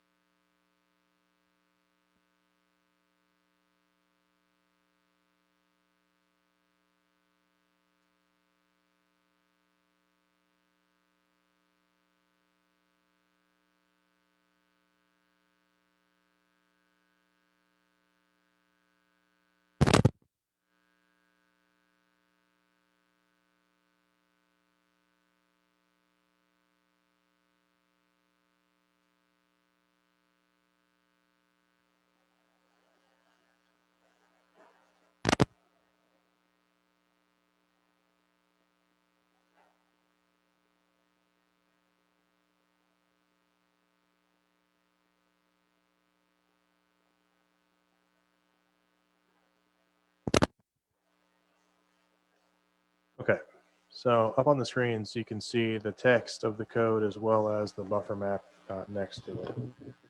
And so what this change would do is, first of all, we've already gone over this a couple times, but this being renamed from conditional use to use is allowed by a special use permit.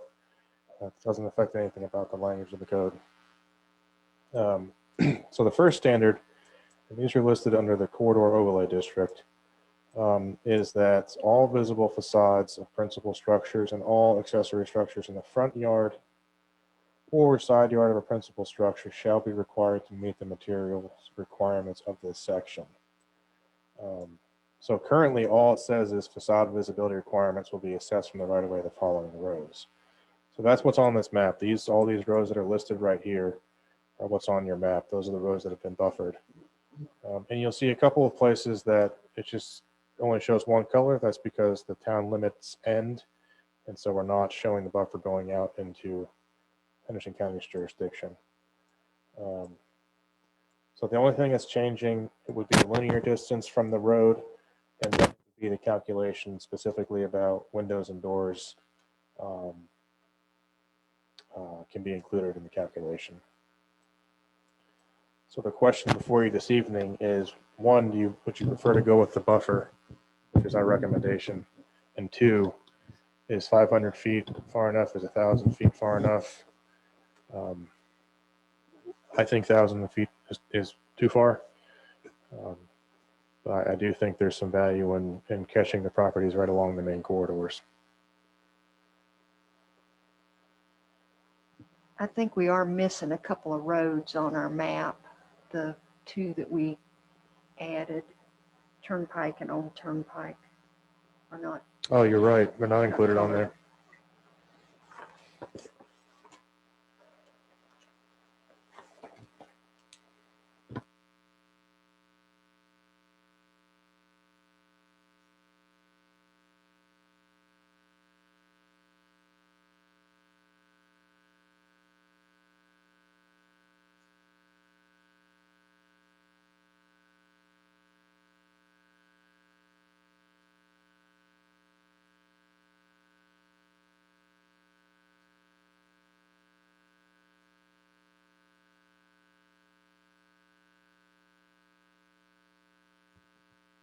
Or are we just talking about commercial buildings? We are talking about, yes, it's commercial. I'm just trying to find the specific text.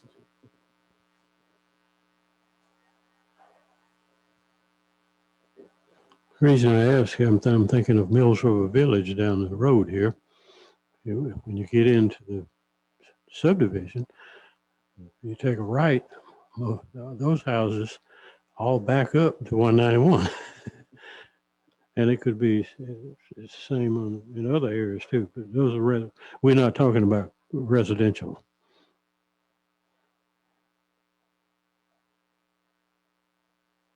Oh, yes, under C, design requirements, only non-residential structures and multifamily structures shall be required to comply with these design requirements. So that's basically anything but single family, anything but, yeah, single family is exempt. And multifamily would be like an apartment building or something like that. So yes, single families are exempt from these standards.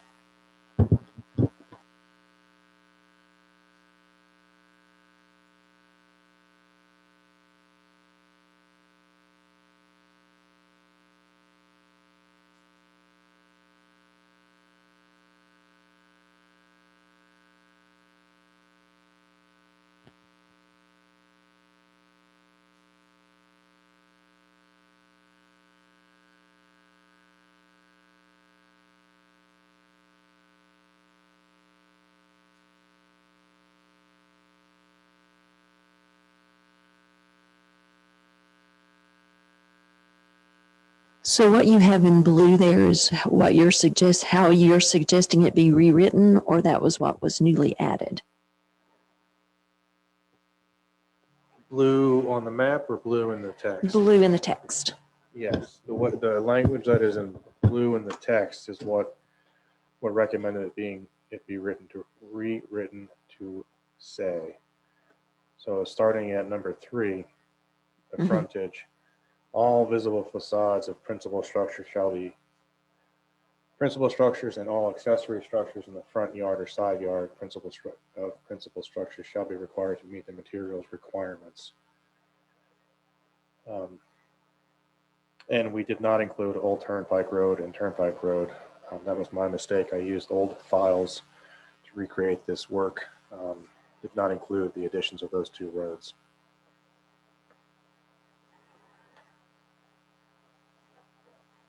And then the other change being the calculation of acceptable materials includes windows and doors.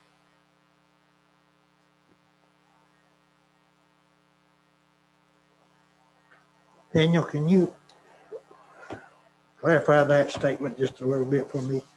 About the calculation? Yeah, the calculations that, Yes, so right now, if a facade is presented to the town for review and you are not allowed to count the windows and doors as part of your acceptable material area, then what you end up with is basically you could exclude the ability to have windows on some structures, because if the entire wall has to be 75% acceptable material, then that only leaves you 25% area to do windows and doors. So just to keep the math simple, if you have a 100 square foot facade, 75 square feet had to be acceptable materials. That means you have 25 square feet for your main door, which I don't know what a door is, like 18 square feet maybe. You could have one small window. I don't think that was the intent of the code.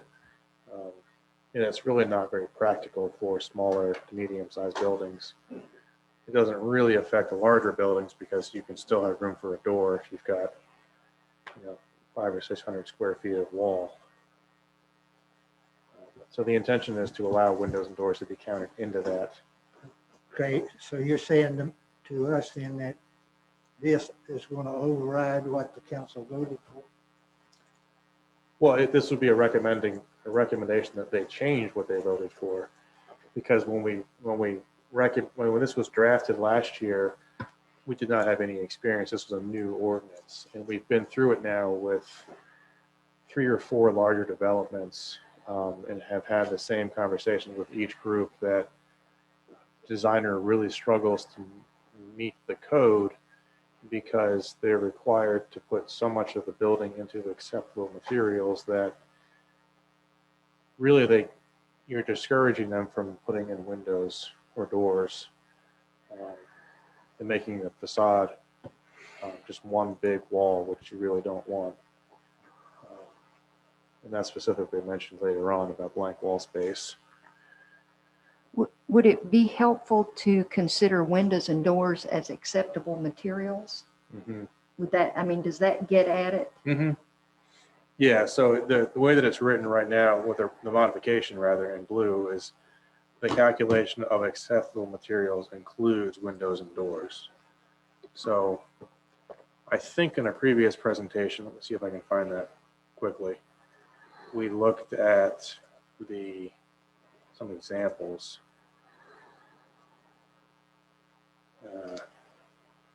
I'll just pull them up. I know where they are.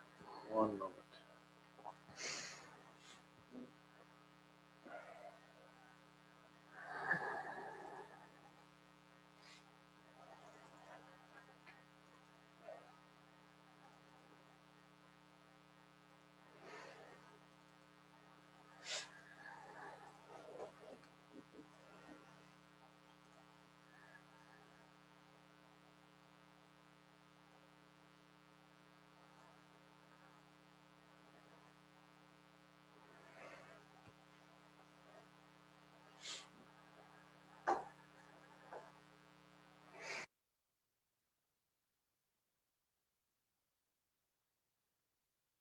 Okay, so this is the new Hills Machinery Building slated for construction on 191 at the north side of town on the left.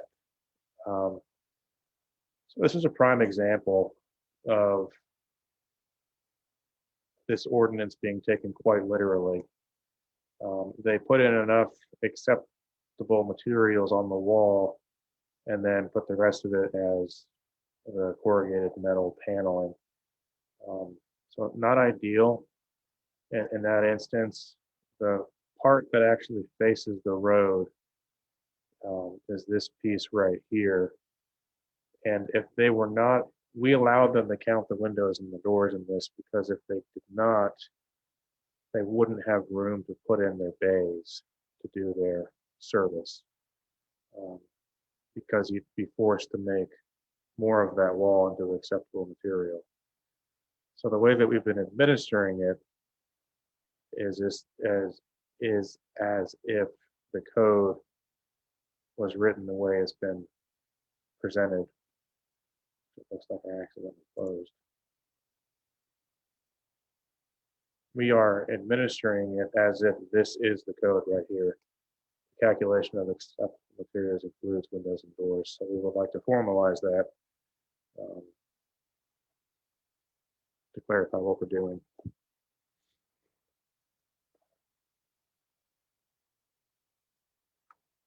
Does that make sense?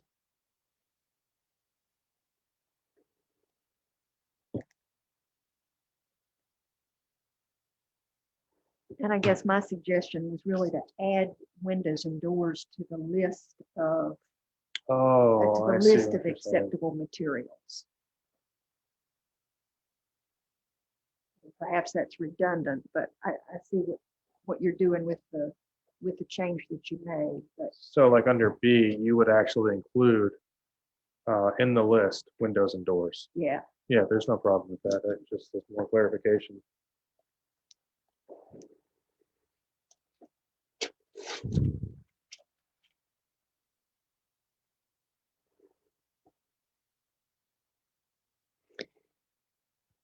Are there any opposed to including doors and windows in acceptable materials? No.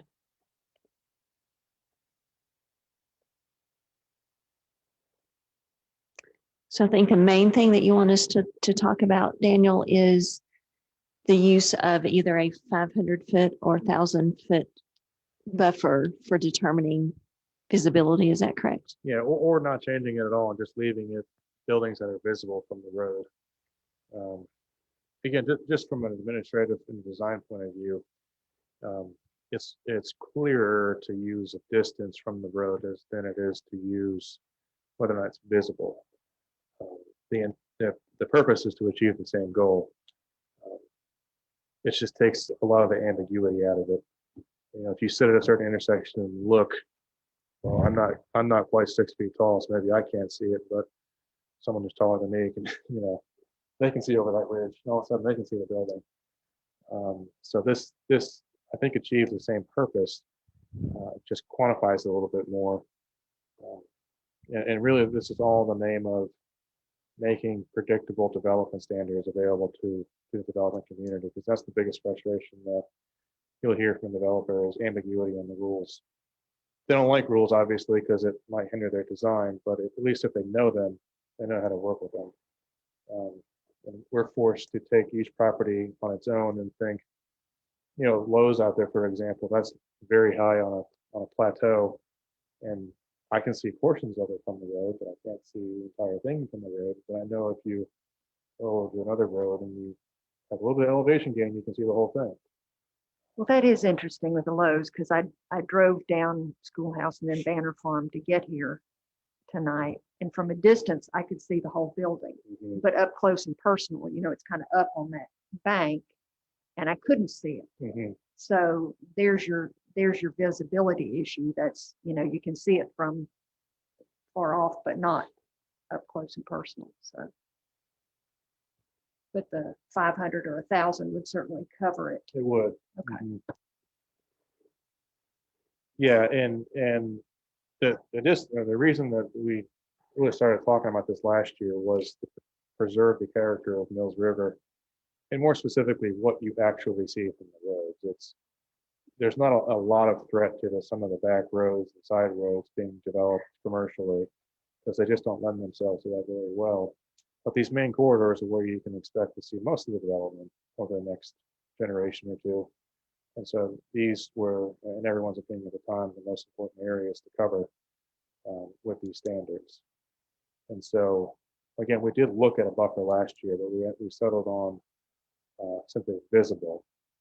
But again, just from real world firsthand experience with it, Lowe's, for example, I went back and forth with their design team for several weeks, them trying to argue with me that, or not argue, but plead their case that you can't see that particular wall from the road, or you can't see it from the road at all because there's going to be such a cut bank up top there that they're lowering it. Obviously, you can see it from just about everywhere. It's a big enough building. I think I said before that I would be in favor of 500 square feet, because I think I also said that if somebody's focusing on something 1,000 feet away, pretty dangerous driving. So it's driving the normal 35, 45 miles per hour. You just get a glimpse within there. Yeah. So I would say 500 feet. So if we went with the 500 feet, how would this statement read? We would modify that sentence about facade visibility.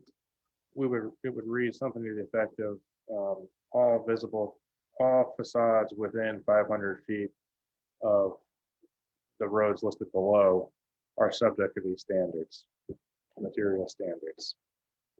And that's paraphrasing. I would come up with more eloquent language than that, but that's what would change. We get rid of the visible thing, right? Yeah, all Just structures say within it's 500 within 500 feet. If they sit close to an intersection, then it would be 500 from both roads that intersect. Yeah, there's a few instances of that. If you look on the map, like there's this weird blob of nothingness right here that wouldn't have to comply. Yet on some of these other intersections, you have, overlap all over the place.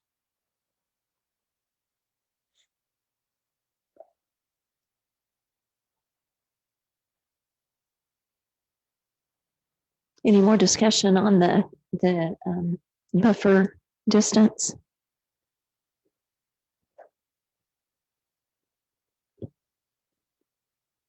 And if not, I would love to entertain a motion of some sort. Well, I'll make the motion for 500 feet. Is there a second to that motion or discussion? I'll second. We have a second by Jeff. All those in favor of making the architectural standard buffer 500 feet, say aye. Aye. Any opposed? And that is decided by unanimous assent.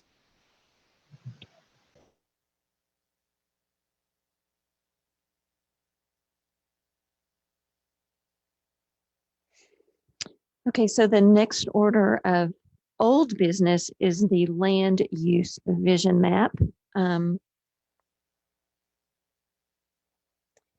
Is this going to be a quick thing, and is it necessary to move on this quickly? I know. I'll keep it quick.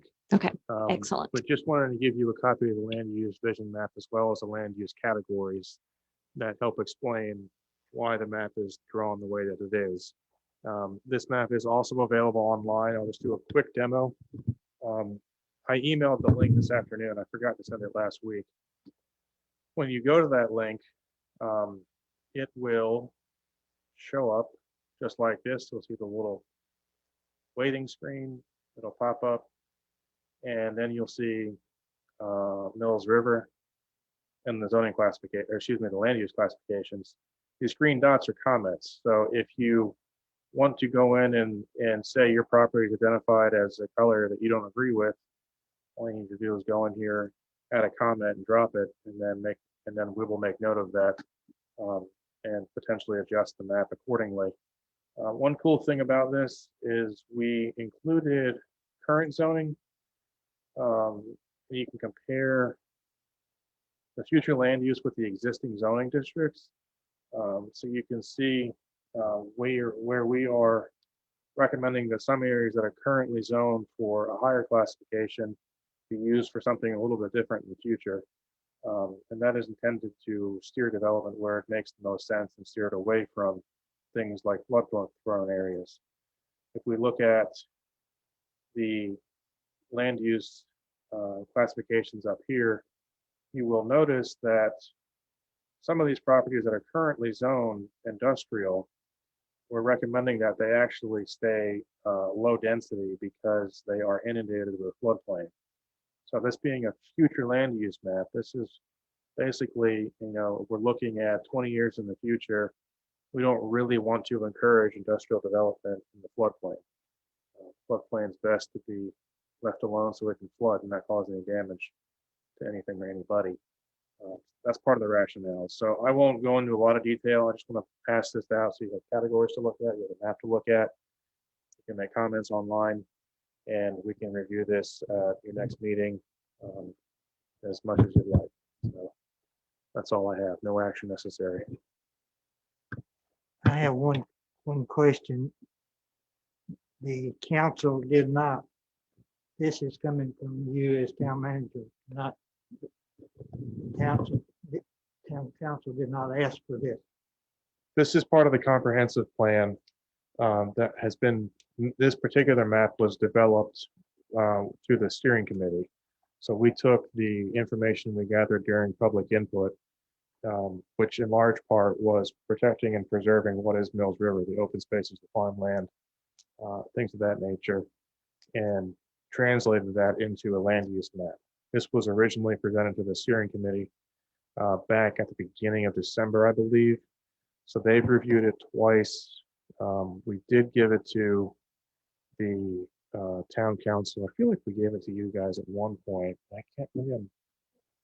Yeah, this is a revised version from what you saw last time. This takes into account specifically flood-prone areas. So the steering committee has seen it. You guys have seen it. The ag committee has seen it. Council has seen it. They've all seen the revised version of it. And so you're getting another version of it, the revised version this evening. What you haven't seen are these categories, which will help explain the colors on the map. And one thing to note is on the back of this piece of paper is a table. And the purpose of this is to identify how the council could use this in a real world application. So you'll see this when I pass it out, but in the community crossroads, which is the red area, most desirable in that area would be retail and services. So office space, shopping, doctor's offices, mechanics, whatever the case may be. Things that would be acceptable in that space would be things like restaurants or agriculture or trails and recreation, but we don't really want to see single family residential. And so that's listed in this chart. So going back to Jeff's rezoning in a couple of years, if he's got property that is in that red area under community crossroads, and he wants to, even if it's say being used for a residential purpose right now, but he wants to rezone it to commercial because he wants to put in a store of some variety, well, that's a desirable use. And so council could easily defend their decision to rezone it to something that allows retail because its own land use map recommends that for the future. So I'll leave it at that for now, and happy to take any questions once you have a chance to review this thing. So the piece of property on Schoolhouse where the next proposed light industrial warehouse is supposed to go, in our vision map, it would not fit there because that is not a desirable use for that. It would not fit there under this recommended land use vision map, but in order for it to be law, the zoning ordinance would have to actually change. So this is, Right. that's a good point. This is a policy document. This is not law. It doesn't carry the same weight as the zoning map does. But using that property, for example, if this map was adopted as is, and that property doesn't change between now and 5 years from now, if someone came to us and say, wanted to rezone that property to, well, it's already commercial, but if they wanted to do something, I don't know, it's a bad example. It's already. Yeah, with that big industrial. old building on there, it's not gonna be much else. Yeah. So think the reverse of that. If it was currently zoned residential and someone came to the town in 5 years, wanted to rezone it to industrial, the land use vision map would say, nah, it's not really what we want. We want it to be rural residential, and so we're going to deny this rezoning request.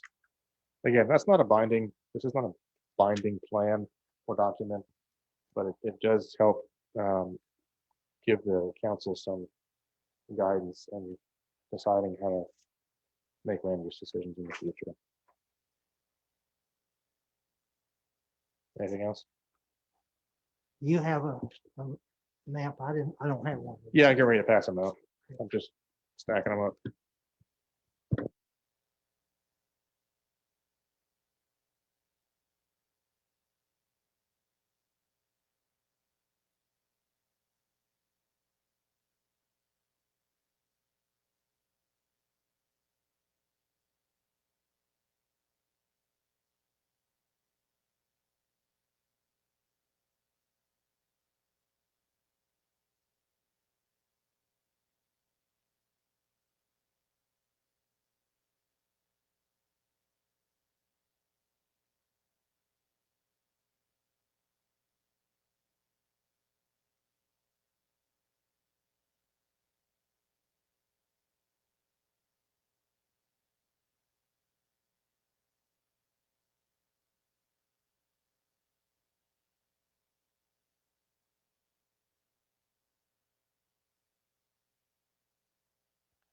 So again, no action necessary at this time. We just wanted to give this to you. This is a revised version of what you've already seen.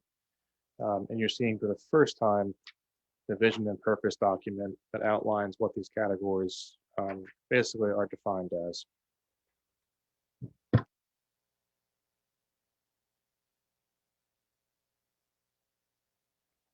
So does anybody have any questions they'd like to ask Daniel about this map? Certainly you can take it and peruse it at your leisure and email questions or bring them back at a later point. That would certainly be fine as well.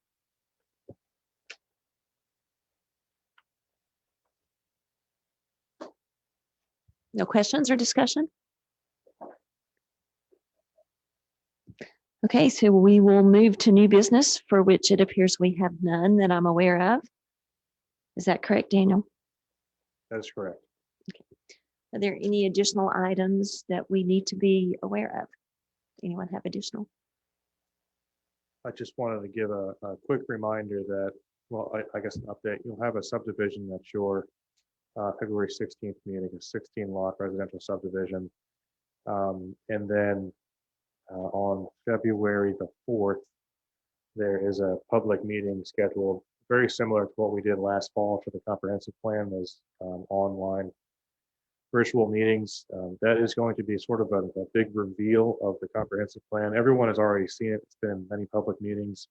It's available online, but this will be sort of our formal reintroduction of the plan since it was originally drafted this fall.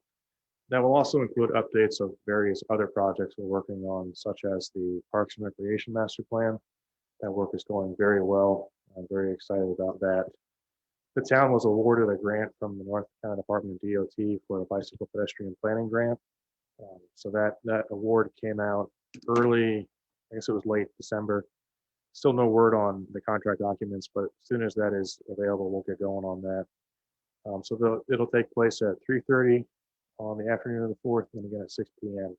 And there'll be advertisements about this. There'll be press releases and all that. We just haven't done that just yet. And then we are planning to have a sheriff's deputy come speak with you at your next meeting on the 2nd to talk about the noise ordinance. And council has been invited to that meeting. And I do expect a number of them to be there. to help answer questions if you have them. So along those lines for our next meeting on February 2nd, because we will have a deputy here and because we have invited town council to participate with us, it's going to be very important that we know ahead of time if you plan to attend and if you plan to attend in person, because there will be constraints regarding numbers of people that can be in here. So some folks will likely can be present while others, it is a planning board meeting. So we will be able to be here, but council may have to participate other ways. So it's real important that we know your intentions as we get closer to that time, whether you'll be able to participate in that. Right. I think that's all that we have on our agenda except for the final motion. Move we adjourn. Okay, Wayne moves we adjourn. I have a second from, was that you, Cheryl? All in favor? Aye. This meeting is adjourned. Thank you for your patience and time.